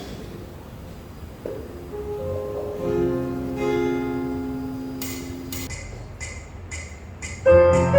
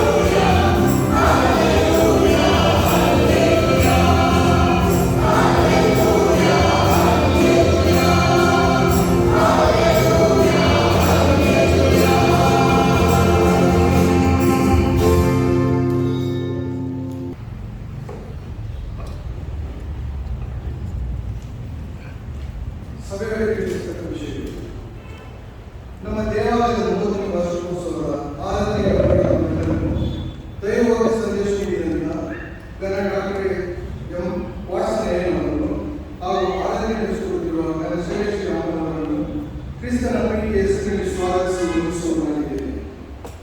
ಈ ವಾರದಲ್ಲಿ ತಮ್ಮ ಜನ್ಮದಿನವನ್ನು ಎದುರುಗೊಳ್ಳುತ್ತಿರುವ ನಮ್ಮ ಸಭಿಕರು Shri G D John David, Shri Theophilus Manoraj, Shri Vijaya Rajendra, Shrimati Monica P, Shrimati Saroja Yadav, Shri Nitin Salu, Shri Adarsh ಕರ್ಕಟೆ, Kumara Randeep Swaroop, Shri Sundararaj ಜೈಗೆ, Shri Vivek Shri, Shri Suresh Kumar ಅವರು, ಶ್ರೀ ವಿಜಯಕಾಂತ್, ಶ್ರೀಮತಿ ಚೈತನ್ಯ ಇವರು. ಈ ವಾರದಲ್ಲಿ ನಮ್ಮ ವಿವಾಹ ವಾರ್ಷಿಕೋತ್ಸವ ಆಚರಿಸುತ್ತಿರುವ ನಮ್ಮ ಸಭಾದಂಪತಿಗಳು ಶ್ರೀಮತಿ ಅಖಿಲ ಹಾಗೂ ಹರಿಕೃಷ್ಣನ್, ಶ್ರೀಮತಿ ರುಕ್ಮಿಣಿ ಹಾಗೂ ಇಮಾನುಯಲ್ ಅನಿಲ್ ಕುಮಾರ್, ಶ್ರೀಮತಿ ನಿಯೋಲಿನಾ ಹಾಗೂ ಶ್ರೀ ಜೋನಾ ರಿಚರ್ಡ್ ಇವರೆಲ್ಲ ನನ್ನ ತಂದೆಯವರು ಮುಂದಿನ ಇನ್ನೂ ಹೆಚ್ಚಾಗಿ ಆಶೀರ್ವದಿಸಲೆಂದು ಸಭೆಯಾಗಿ ಆರಂಭಿಸುವಾಗಿದೆ. ಕಳೆದ ವಾರದ ಕಾಣಿಕೆಯ ವಿವರ: ಸಭಾವಂತಿಕೆಯಾಗಿ ಬಂದದ್ದು 3,200, ಕೃತಜ್ಞತಾ ಕಾಣಿಕೆ 3,900, ಕಾಣಿಕೆ ಚೀಲದಿಂದ ಬಂದದ್ದು 42,020, ಜನ್ಮದಿನದ ಕಾಣಿಕೆ 6,500, ವಿವಾಹ ವಾರ್ಷಿಕೋತ್ಸವ ಕಾಣಿಕೆ 3,000, ಪುನರುತ್ಥಾನ ಹಬ್ಬದ ಕಾಣಿಕೆ 500, ದಶಮಾಂಶ ಕಾಣಿಕೆ 8,000, ಬಡವರಿಗಾಗಿ ಬಂದ ಕಾಣಿಕೆ 7,000, ಒಟ್ಟು ಸಂಗ್ರಹವಾದ ಕಾಣಿಕೆ 79,120, ಸುಗ್ಗಿ ಹಬ್ಬದ ಅರಣ್ಯ ಮೂಲಕ ವಸೂಲಾದ ಬಾಕಿ ಹಣ 1,000. ನಮ್ಮ ಡಯಾಸಿಸ್ ಸೇರಿದ ಸೆಂಟ್ ಜಾನ್ಸ್ ಹೈಸ್ಕೂಲ್ ಬೆಂಗಳೂರು ಇಲ್ಲಿ ಹಲವು ಹುದ್ದೆಗಳು ಖಾಲಿ ಇರುವುದರಿಂದ ಸಂಬಂಧಪಟ್ಟ ಅಭ್ಯರ್ಥಿಗಳು ಅರ್ಜಿ ಸಲ್ಲಿಸಬಹುದಾಗಿದೆ. ಅರ್ಜಿಗಳನ್ನು ಶಾಲೆಯ ಕಚೇರಿ ಪಡೆದು ದಿನಾಂಕ 25/7/2025 ಸಲ್ಲಿಸತಕ್ಕದ್ದು. ನಮ್ಮ ಡಯಾಸಿಸ್ ಸೇರಿದ CSI ಹಾಸ್ಪಿಟಲ್ ಬೆಂಗಳೂರು ಇಲ್ಲಿ ನರ್ಸಿಂಗ್ ಕೋರ್ಸ್, ಲ್ಯಾಬೊರೇಟರಿ ಟೆಕ್ನಾಲಜಿ ಹಾಗೂ ಇತರೆ ಕೋರ್ಸ್ಗಳ ಟ್ರೈನಿಂಗ್ ಆಗಿ ಅರ್ಜಿಯನ್ನು ಕರೆಯಲಾಗಿದೆ. ಆಸಕ್ತಿಯುಳ್ಳ ವಿದ್ಯಾರ್ಥಿಗಳು ಅರ್ಜಿಯನ್ನು ಸಲ್ಲಿಸಬಹುದಾಗಿದೆ. ಅರ್ಜಿ ದೊರೆಯುವ ಸ್ಥಳ CSI ಹಾಸ್ಪಿಟಲ್ ಹಾಗೂ ನರ್ಸಿಂಗ್ ಕಾಲೇಜ್ ಬೆಂಗಳೂರಿಗೆ ದೊರೆಯುತ್ತದೆ. ಅರ್ಜಿ ಸಲ್ಲಿಸಲು ದಿನಾಂಕ 30/7/2025 ಕಡೆಯ ದಿನವಾಗಿರುತ್ತದೆ. CSI ಮಾನಿಟರಿ ಕಮಿಷನ್ ಅವರ 30/7/2025 ಪತ್ರದಲ್ಲಿ ದ ಚರ್ಚ್ ಆಫ್ ಸೌತ್ ಇಂಡಿಯಾದ ಎಂಬಂ ಭಾರತ ಸರ್ಕಾರದ ಸಂಬಂಧಿತ ಕಾಯ್ದೆಯಲ್ಲಿ ನೋಂದಣಿಯಾಗಿರುವ ವಿಷಯವನ್ನು ಹಾಗೂ ಎಂಬನ್ನು ಉಪಯೋಗಿಸುವ ಬಗ್ಗೆ ಮಾರ್ಗಸೂಚಿ ವಿವರಗಳನ್ನು ತಿಳಿಸುತ್ತಾ ಈ ವಿಷಯವನ್ನು ಭಾರತದ ಆರಾಧನೆ ಪ್ರಕಟಿಸುವಂತೆ ಸೂಚಿಸುತ್ತಾರೆ. ಈ ಪತ್ರದ ಪ್ರತಿಯನ್ನು ಸಭೆಗಳ ಗಮನಕ್ಕಾಗಿ ದೇವಾಲಯದ ಸೂಚನಾ ಫಲಕದಲ್ಲಿ ಹಾಕಲಾಗಿದೆ. ಇವುಗಳಿಗೆ ಸಂಬಂಧಪಟ್ಟ ಪ್ರತಿಗಳನ್ನು ಸೂಚನಾ ಫಲಕದಲ್ಲಿ ಹಾಕಲಾಗಿದೆ. ಈಗಾಗಲೇ ದೇವಾಲಯದ ವಾಟ್ಸ್ಆಪ್ ಗ್ರೂಪ್ನಲ್ಲಿ ಹಾಕಲಾಗಿದೆ. ಸಭೆಯವರು ಗಮನಿಸುವಂತೆ ಕೋರಲಾಗಿದೆ. ಇಂದಿನ ಆರಾಧನೆಯಲ್ಲಿ ವಾರ್ಷಿಕ ವಿಶೇಷ ಕಾಣಿಕೆಯ ಲಕೋಟೆಯನ್ನು ಸ್ವೀಕರಿಸಲಾಗುವುದು. ಪ್ರತಿ ವರ್ಷದಂತೆ ಈ ವರ್ಷವು SSLC ಹಾಗೂ PUC ಪರೀಕ್ಷೆಯಲ್ಲಿ ಉತ್ತಮ ಅಂಕಗಳನ್ನು ಪಡೆದ ನಮ್ಮ ಸಭೆಯ ಮಕ್ಕಳಿಗೆ ಮೆರಿಟ್ ಸ್ಕಾಲರ್ಶಿಪ್ ನೀಡಲಾಗುವುದು. SSLC ಹಾಗೂ PUCಯಲ್ಲಿ ಪ್ರಥಮ ಸ್ಥಾನ ಗಳಿಸಿದ ಮಕ್ಕಳಿಗೆ ನಮ್ಮ ಸಭೆಯ ಸದಸ್ಯರಾದ ಶ್ರೀಮತಿ ಕುಮುದಿನಿ ಪ್ರಭಾಕರ್ ಅವರು ಗತಿಸಿದ ತಮ್ಮ ತಂದೆಯ ಪತಿಯವರಾದ ದಿವಂಗತ ಓನಾ ವಿಠಲ್ ಪ್ರಭಾಕರ್ ಇವರ 25 ವರ್ಷದ ಸ್ಮರಣಾರ್ಥ ಇನ್ನು ಮುಂದೆ ಪ್ರತಿ ವರ್ಷವೂ ಈ ಮೊತ್ತದ ಹಣವನ್ನು ನೀಡಲಿದ್ದಾರೆ. ಇವರಿಗೆ ಸಭೆಯ ಸಭಾಪನ ಸಮಿತಿ ಹಾಗೂ ಸಭಾಪಾಲಕರ ಪರವಾಗಿ ವಂದನೆಗಳನ್ನು ತಿಳಿಸುವಂತೆ. ದೇವಾಲಯದ ಹೊರಭಾಗದಲ್ಲಿ ಮೈಸೂರಿನ ಸುವಾರ್ಥ ಸಾಹಿತ್ಯ ಸೇವೆ ಸಂಸ್ಥೆ ಇವರು ಬೈಬಲ್, ಜೀಸಸ್ ಫೋಟೋ ಹಾಗೂ ಕೆಲವು ಪೋಸ್ಟರ್ಗಳನ್ನು ಮಾರಾಟ ಮಾಡಲಿದ್ದಾರೆ. ಸಭೆಯವರ ಸೇವೆಯನ್ನು ಪ್ರೋತ್ಸಾಹಿಸುವಂತೆ ಕೋರುವನಾಗಿದ್ದೇನೆ. ಇಂದಿನ ಆರಾಧನೆಯ ಅಂಗವಾಗಿ ವಿಶೇಷ ಗೀತೆಯನ್ನು ಆಡಿದಂಥ ಗಾಯನ ಮಂಡಳಿಯವರಿಗೂ ವಿಶೇಷ ಗೀತೆಯನ್ನು ಅಭ್ಯಾಸ ಮಾಡಿಸಿದಂಥ ಶ್ರೀ ಅಭಿಷೇಕ್ ಪಾಲ್ ಮತ್ತು ತಂಡದವರಿಗೂ ಹಾಗೂ ಭಜನಾ ಮಂಡಳಿಯ ಸಂಚಾಲಕರಾದ ಶ್ರೀ ಸ್ವಾಮಿ ಪ್ರಸಾದ್ ಕುಮಾರ್ ಇವರೆಲ್ಲರಿಗೂ ಸಭೆಯ ಸಭಾಪನ ಸಮಿತಿ ಹಾಗೂ ಸಭಾಪಾಲಕರ ಪರವಾಗಿ ವಂದಿಸಿ ದೇವಾಲಯದ ವಾರ್ಷಿಕೋತ್ಸವ ಶುಭಾಶಯ ತಿಳಿಸುವನಾಗಿದ್ದೇನೆ. ಆರಾಧನೆ ನಂತರ ಅಂದರೆ 12:30 ಗಂಟೆಗೆ ನಮ್ಮ ದೇವಾಲಯದ 30ನೇ ವರ್ಷದ ವಾರ್ಷಿಕೋತ್ಸವ ಪ್ರಯುಕ್ತ ಅನ್ಯೋನ್ಯ ಭೋಜನವನ್ನು ಏರ್ಪಡಿಸಲಾಗಿದೆ. ಸಭೆಯವರೆಲ್ಲರೂ ಪಾಲ್ಗೊಳ್ಳುವಂತೆ ಕೋರಲಾಗಿದೆ. ವೇಷವನ್ನು ಸಿದ್ಧಪಡಿಸಲಾಗಿದೆ. ಆರಾಧನೆ ನಂತರ ಬಂದಂಥ ಸಭಿಕರೆಲ್ಲರಿಗೂ ಕಾಫಿಯನ್ನು ಸಿದ್ಧಪಡಿಸಲಾಗಿದೆ. ಎಲ್ಲರೂ ಸ್ವೀಕರಿಸುವಂತೆ ಕೋರಲಾಗಿದೆ. ಮುಂದಿನ ಭಾನುವಾರದ ಆರಾಧನೆ ಬೆಳಗ್ಗೆ 9 ಗಂಟೆಗೆ ನಡೆಸಲಾಗುವುದು. ಪ್ರಿಯ ಸಭೆಯವರೇ, ನಿಮ್ಮೆಲ್ಲರಿಗೂ ನಮ್ಮ ದೇವಾಲಯದ ವಾರ್ಷಿಕೋತ್ಸವ ಶುಭಾಶಯಗಳು. ನಾವಿಂದು ನಮ್ಮ ದೇವಾಲಯದ 30ನೇ ವಾರ್ಷಿಕೋತ್ಸವ ಆಚರಿಸುತ್ತಿದ್ದೇವೆ. 30 ಕುಟುಂಬಗಳಿಂದ ಪ್ರಾರಂಭವಾದ ನಮ್ಮ ಸಭೆಯಿಂದ 240 ಕುಟುಂಬಗಳನ್ನು ಒಳಗೊಂಡಿದೆ. ನಮ್ಮ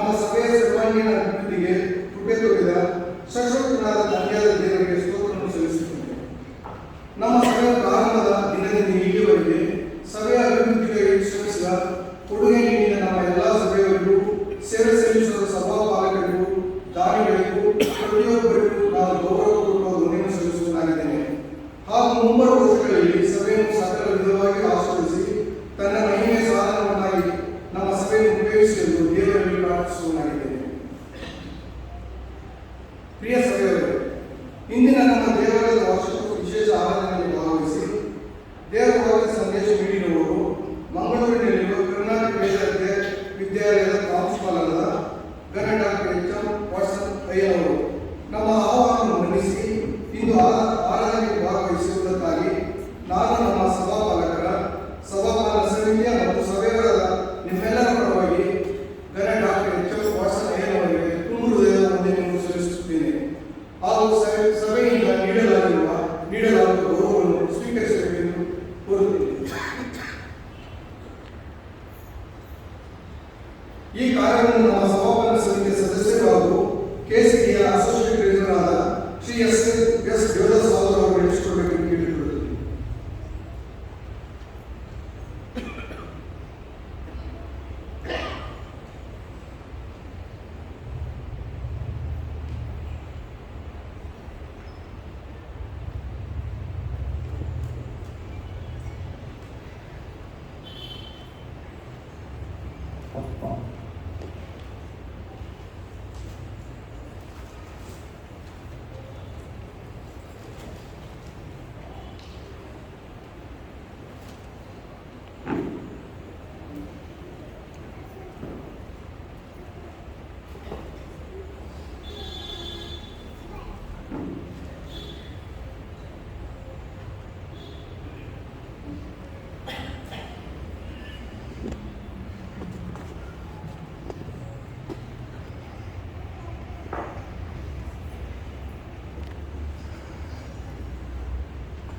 ನಮ್ಮ ಸಭಾಪಾಲಕರಾದ ಗಣ ಶೈಲೇಶ್ ಅಮ್ಮನವರು ನಮ್ಮ ದೇವಾಲಯದ ಪ್ರತಿಯೊಂದು ಕಾರ್ಯಕ್ರಮದಲ್ಲಿ ನಮ್ಮ ಜೊತೆಗಿದ್ದು ನಮ್ಮನ್ನು ಪ್ರೋತ್ಸಾಹಿಸುತ್ತಾ ಬಂದಿರುತ್ತಾರೆ.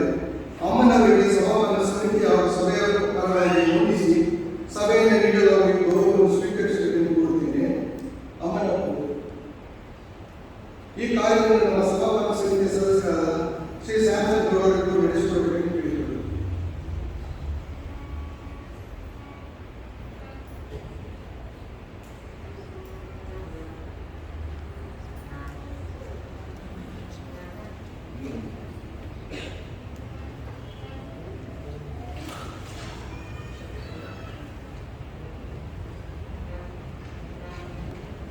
ಇಂದಿನ ಆರಾಧನೆಯಲ್ಲಿ ಭಾಗವಹಿಸುವ ನಮ್ಮ ಸಭೆಯ ಸದಸ್ಯರು ಹಾಗೂ ಹಿರಿಯ ಸಭಾಪಾಲಕರುಗಳಾದ ಗಣ ಡಾಕ್ಟರ್ ಅಯ್ಯನವರಿಗೆ, ಗಣ ಡಿ.ಜಯಪಾಲ್ ಅಯ್ಯನವರಿಗೆ ಹಾಗೂ ಗಣ ಡಾಕ್ಟರ್ ಎಚ್.ಜಿ. ಮಿತ್ರ ಅಯ್ಯನವರಿಗೆ ಸಭಾಪಾಲಕರ ಸಭಾಪಾಲನ ಸಮಿತಿ ಹಾಗೂ ಸಭೆಯವರಾದ ತಮ್ಮೆಲ್ಲರ ಪರವಾಗಿ ವಂದನೆಗಳನ್ನು ಸಲ್ಲಿಸುವುದಾಗಿದ್ದೇನೆ. ನಮ್ಮ ಸಭೆ ಎಸ್ಎಲ್ಸಿ ಹಾಗೂ ಪಿಯುಸಿ ಮಕ್ಕಳಿಗೆ 2024-25ನೇ ಸಾಲಿನ ಮೆರಿಟ್ ಸ್ಕಾಲರ್ಶಿಪ್ ನೀಡಲಾಗುವುದು. ಈ ಕಾರ್ಯವನ್ನು ಸಭಾಪಾಲನ ಸಮಿತಿಯ ಯುವ ಜನ ಸಂಚಾಲಕರಾದ ಶ್ರೀ ನಿಶಾಂತ್ ಅವರು ನಡೆಸಿಕೊಡುತ್ತಿದ್ದಾರೆ.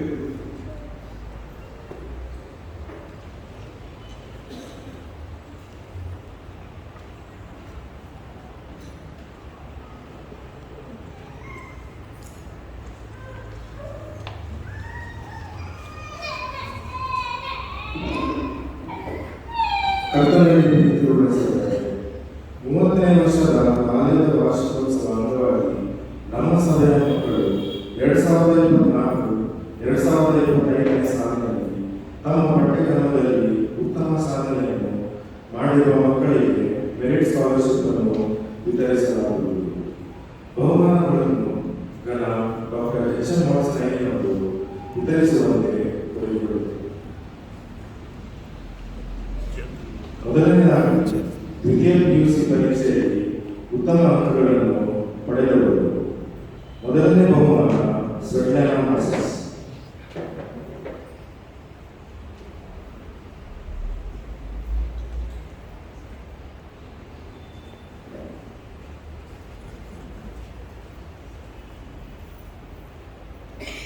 ಎರಡನೇ ಬಹುಮಾನ ಕೀರ್ತನಾಡಿ.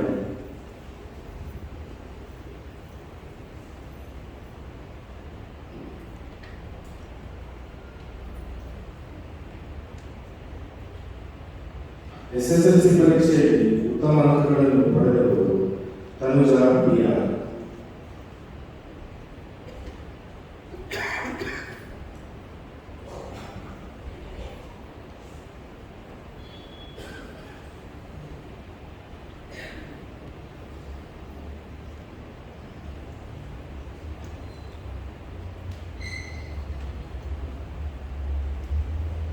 ಬಹುಮಾನ ಪಡೆದ ಎಲ್ಲ ಮಕ್ಕಳಿಗೆ ಶುಭ ಕೋರುತ್ತೇನೆ.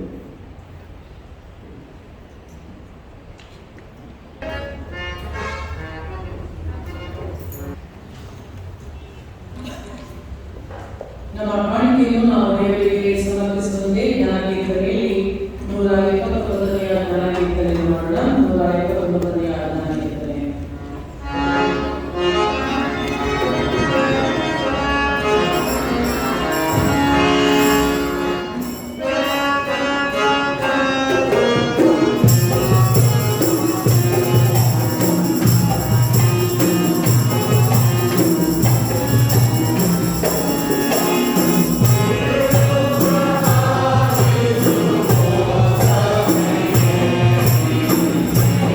ಿ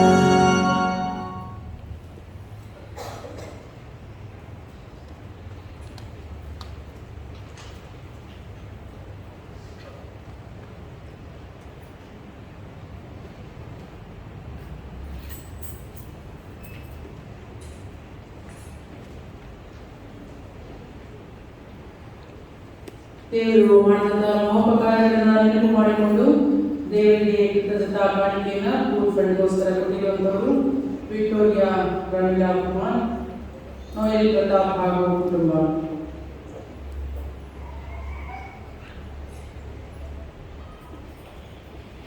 ಸರ್ವ ಮಾಲಿನಿ,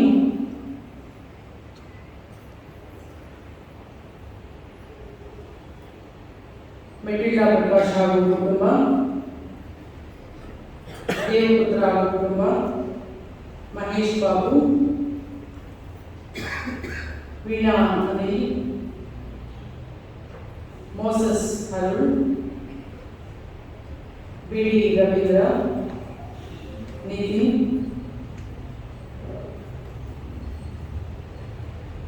ಹಾಗೂ ಸ್ತುತಿ ಲೆಸಿಕಾ ಮಿನಾಲ್ಕರ್. ತಮ್ಮ ಜನ್ಮದಿನವನ್ನು ಕಂಡು ದೇವರಿಗೆ ಕೃತಜ್ಞತಾ ಕಾಣಿಕೆಯನ್ನು ಸಮರ್ಪಿಸಿದಂಥವರು David Daniel Devaputra, Gladson B, Saroja Yakob, James Jin, S Uma, Natan Dikshit Paul, Stella Mary, Shiva Samson ಮತ್ತು ಜೆ ಸಂಪತ್ ಕುಮಾರ್. ತಮ್ಮ ವಿವಾಹ ವಾರ್ಷಿಕೋತ್ಸವ ಆಚರಿಸಿ ದೇವರಿಗೆ ಕೃತಜ್ಞತಾ ಕಾಣಿಕೆಯನ್ನು ಸಮರ್ಪಿಸಿದಂತರು ಶ್ರೀಮತಿ ಅನಿತಾ ಹಾಗೂ ಶ್ರೀಯುತ ಎಮ್ಎನ್ ದೇವಪ್ರಸಾದ್, ಶ್ರೀಮತಿ ಎಸ್ ರೂಪಾ ಹಾಗೂ ಶ್ರೀಯುತ ಪ್ರವೀಣ್ ಕುಮಾರ್, ನಿಶಾಂತ್ ವಿನ್ಸೆಂಟ್ ಹಾಗೂ ಕುಟುಂಬ, ಶ್ರೀಮತಿ ಸುನೀತಾ ಹಾಗೂ ಶ್ರೀಯುತ ಟಿ ಡಿ ಲೋಕೇಶ್.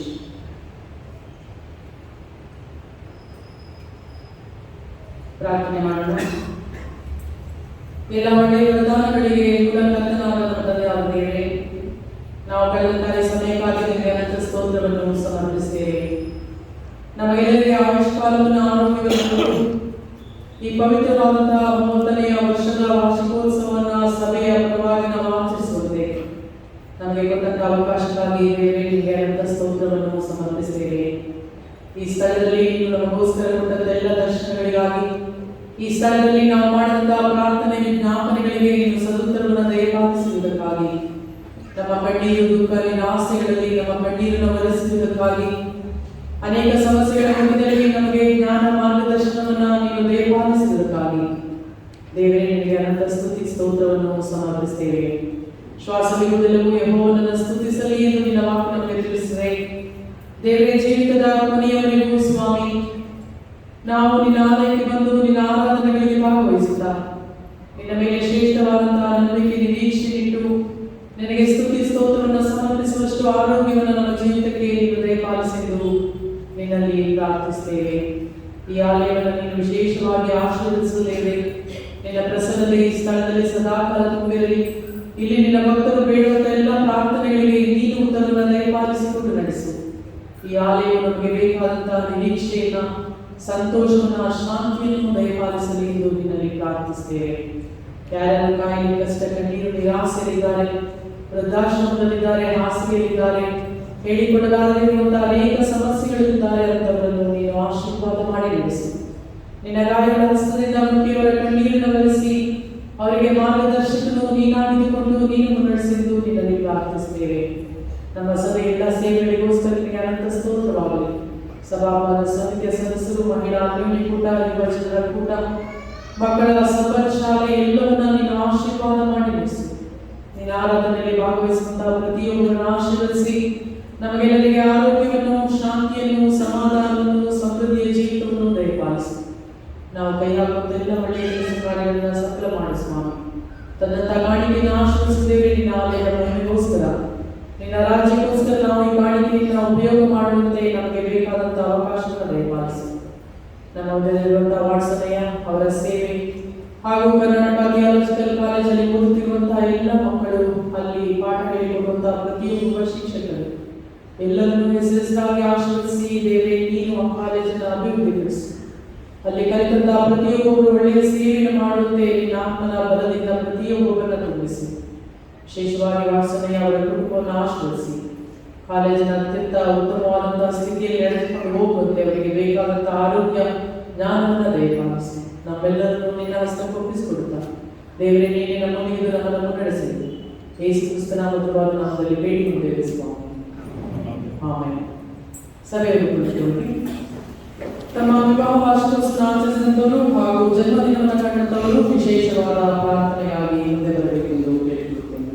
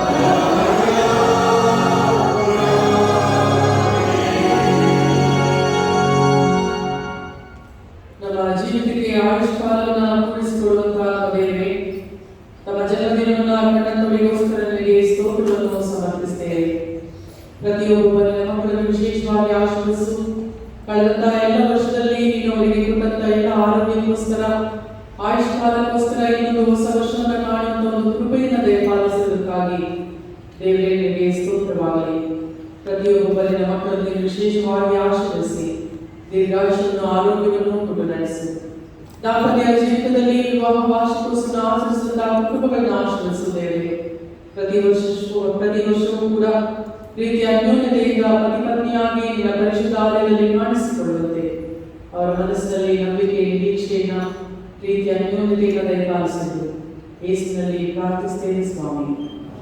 ಆಮೆನ್.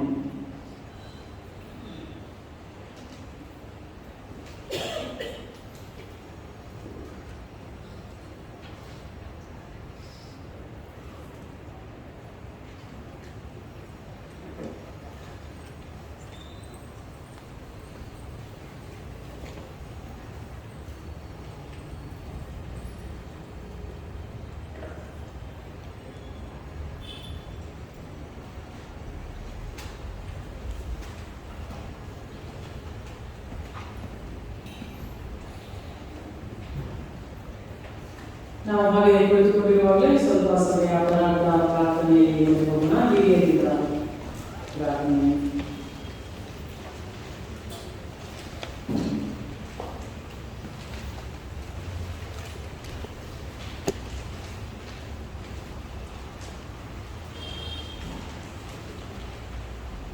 ಸಭಾಕ್ಷೇತ್ರದಲ್ಲಿರುವ ಕ್ರಿಸ್ತ ಸುಂದರಿ ನಮ್ಮ ದೇವರೇ, ಜಗತ್ತಿನ ಎಲ್ಲ ಕ್ರೈಸ್ತ ಸಭೆಗಳಿಗೋಸ್ಕರ ನಿನ್ನನ್ನು ಬೇಡಿಕೊಳ್ಳುತ್ತೇವೆ.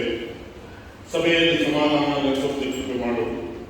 ಸಭಾಪಾಲಕರುಗಳನ್ನು ಹಾಗೂ ಸಭಾ ಸೇವಕರುಗಳನ್ನು ನಿನ್ನ ದಿವ್ಯಾತ್ಮದಿಂದ ತುಂಬಿಸಿ ಜವಾಬ್ದಾರಿಗಳನ್ನು ನಿಷ್ಠೆಯಿಂದ ನಡೆಸಿಕೊಂಡು ಹೋಗಲು ಸಹಾಯ ಮಾಡು. ನಿನ್ನ ಕರೆಗೆ ಯೋಗ್ಯವಾಗಿ ಸೇವೆ ಸಲ್ಲಿಸುವುದರ ಮೂಲಕ ನಿನ್ನ ಮಾದರಿಯನ್ನು ಲೋಕಕ್ಕೆ ಕೊಡುವ ಕೃಪೆಯನ್ನು ಅನುಗ್ರಹಿಸು. ವಿಧ ವಿಧವಾದ ಸಮಸ್ಯೆಗಳಿಂದ ಬಳಲುತ್ತಿರುವ ಸಭೆಯ ಸಮಸ್ತ ಹಿರಿಯರನ್ನು ಆಶೀರ್ವದಿಸು. ನಾವು ನಮ್ಮ ಸಾಕ್ಷಿಯುತವಾದ ಜೀವನದ ಮೂಲಕ ಸಭೆಗೆ ಬೆಳಕನ್ನು ಪ್ರಸರಿಸುತ್ತಾ ಸದಾಕಾಲ ಎಲ್ಲರನ್ನು ಈ ಸಭೆಗೆ ಆಶೀರ್ವಾದ ನದಿಗಳಾಗಿರುತ್ತೆ ನಮ್ಮನ್ನು ಮುನ್ನಡೆಸು.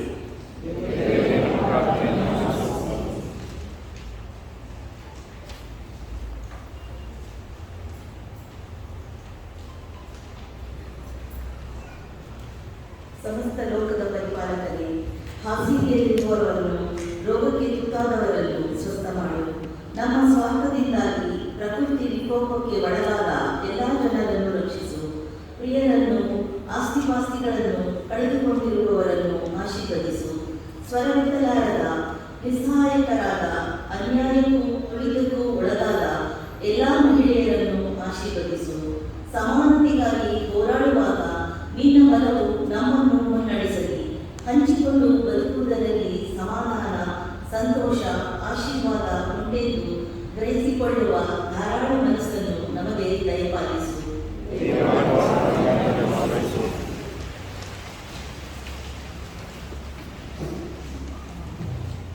ಖಿನ್ನತೆಗೆ ಒಳಗಾದ ಸಕಲ ಯವನಸ್ಥರನ್ನು ಬಲಪಡಿಸು.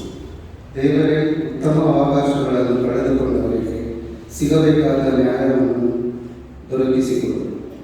ತಮಗಿರುವ ಶಕ್ತಿ, ತಲಾಂತುಗಳನ್ನು ಹಾಗೂ ಜ್ಞಾನವನ್ನು ಸಮಾಜದಲ್ಲಿ ಒಳ್ಳೆಯ ಕಾರ್ಯಗಳಿಗೋಸ್ಕರ ಉಪಯೋಗಿಸುವಂತೆ ಆಶೀರ್ವದಿಸು. ಲೋಕದ ಕೆಟ್ಟ ಆಕರ್ಷಣೆಗಳಿಂದ ತಪ್ಪಿಸುವ ತಮ್ಮ ಜವಾಬ್ದಾರಿಗಳನ್ನು ಯವನಸ್ಥರು ಅರಿತುಕೊಂಡು ಬಾಳುವಂತಾಗಲಿ.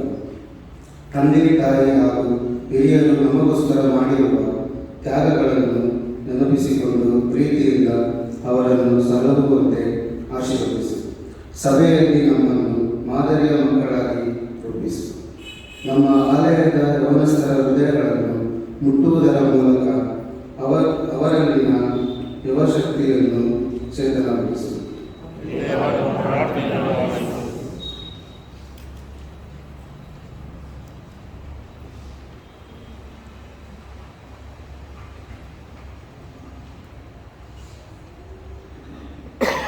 ಲೋಕದ ಎಲ್ಲ ಮಕ್ಕಳಿಗಾಗಿ ಪ್ರಾರ್ಥಿಸುತ್ತೇವೆ. ತಂದೆ ತಾಯಿಗಳ ಮಕ್ಕಳನ್ನು ಆಶೀರ್ವದಿಸು. ಬಡತನದಿಂದಾಗಿ ವಿದ್ಯೆಯಿಂದ ವಂಚಿತರಾಗಿ ದಿನಗೂಲಿ ಮಾಡುತ್ತಿರುವ ಚಿಕ್ಕ ಮಕ್ಕಳ ಜೀವನವನ್ನು ಆರಾಮಗೊಳಿಸುವುದಿದೆ. ಪೌಷ್ಟಿಕ ಆಹಾರವಿಲ್ಲದೆ, ಮೂಲಭೂತ ಸೌಕರ್ಯವಿಲ್ಲದೆ, ಶೋಷಣೆ ಹಾಗೂ ತುಳಿತಕ್ಕೆ ಒಳಗಾದ ಮಕ್ಕಳನ್ನು ಆಶೀರ್ವದಿಸು. ಅಸಹಾಯಕ ಮಕ್ಕಳಿಗೋಸ್ಕರ ಸಹಾಯ ಮಾಡುತ್ತಿರುವ ಸೇವಾ ಸಂಸ್ಥೆಗಳನ್ನು ಆಶೀರ್ವದಿಸು. ಮಕ್ಕಳನ್ನು ಜ್ಞಾನದ ಬೆಳಕಿನಡೆಗೆ ನಡೆಸುತ್ತಿರುವ ಎಲ್ಲ ಸಂಸ್ಥೆಗಳನ್ನು ಆಶೀರ್ವದಿಸು. ನಾವು ನಿನ್ನ ಸಾಧನಗಳಾಗಿ ಬೆಳೆಯುವಂತೆ ನಮ್ಮನ್ನು ಆಶೀರ್ವದಿಸು. ದೇವ, ನಮ್ಮ ಪ್ರಾರ್ಥನೆಯನ್ನು ಆಲಿಸು. ನಾವೆಲ್ಲರೂ ಒಟ್ಟಾಗಿ ಹೇಳೋಣ. ಸಮಸ್ತವನ್ನು ಸೃಷ್ಟಿಸಿರುವ ಮತ್ತು ಸೃಷ್ಟಿಸುತ್ತಿರುವ ದೇವರೇ, ತಂದೆಯಂತೆಯೂ ತಾಯಿಯಂತೆಯೂ ನಮ್ಮನ್ನು ನೀನು ಪ್ರೀತಿಸುತ್ತಾ ಇರುವುದಾಗಿ ನಿನಗೆ ಸ್ತೋತ್ರವಾಗಲಿ. ನಮ್ಮ ಈ ಪವಿತ್ರ ಸಭೆಗೋಸ್ಕರ, ಇಲ್ಲಿ ನಮಗೆ ಸಿಗುತ್ತಿರುವ ನಿನ್ನ ದರ್ಶನಕ್ಕೋಸ್ಕರ, ಸಭೆಯ ಅಭಿವೃದ್ಧಿಯ ಜೀವನಕ್ಕೋಸ್ಕರ, ನಮ್ಮ ಆಲಯ ಅಂಗದಲ್ಲಿ ನಾವು ಮಾಡುತ್ತಿರುವ ಎಲ್ಲ ಸೇವೆಗಳಿಗಾಗಿ ನಿನಗೆ ಸ್ತೋತ್ರವನ್ನು ಸಮರ್ಪಿಸುತ್ತೇವೆ. ದೇವರೇ, ನಿನ್ನೆಲ್ಲ ಕಾರ್ಯಗಳನ್ನು ಮಾಡಿಕೊಳ್ಳುತ್ತಾ ನಮ್ಮನ್ನು ನಾವು ಇನ್ನು ಮುಂದೆ ಪ್ರತಿಷ್ಠಿಸಿಕೊಳ್ಳುತ್ತೇವೆ. ಮುಂದಿನ ದಿನಗಳಲ್ಲಿ ನಿನ್ನ ಆಲಯದ ಆರಾಧನೆಗಳಲ್ಲಿ ಆಸಕ್ತಿಯಿಂದ ಭಾಗವಹಿಸುತ್ತೇವೆ ಎಂದು ನಿನಗೋಸ್ಕರ ನಮ್ಮ ಶಕ್ತಿ, ಜ್ಞಾನ, ತಲಾಂತುಗಳನ್ನು ಉಪಯೋಗಿಸುತ್ತೇವೆ. ನಿನ್ನ ಆಲಯದ ಅಭಿವೃದ್ಧಿಯಲ್ಲಿ ನಮ್ಮ ಜವಾಬ್ದಾರಿಗಳನ್ನು ತಕ್ಕ ಹಾಗೆ ನಿರ್ವಹಿಸುತ್ತೇವೆ. ಸಭೆಯಲ್ಲಿನ ಶಾಂತಿ, ಸಮಾಧಾನಗಳನ್ನು ಕಾಪಾಡುವಂತೆ ಕೆಲಸ ಮಾಡುತ್ತೇವೆ.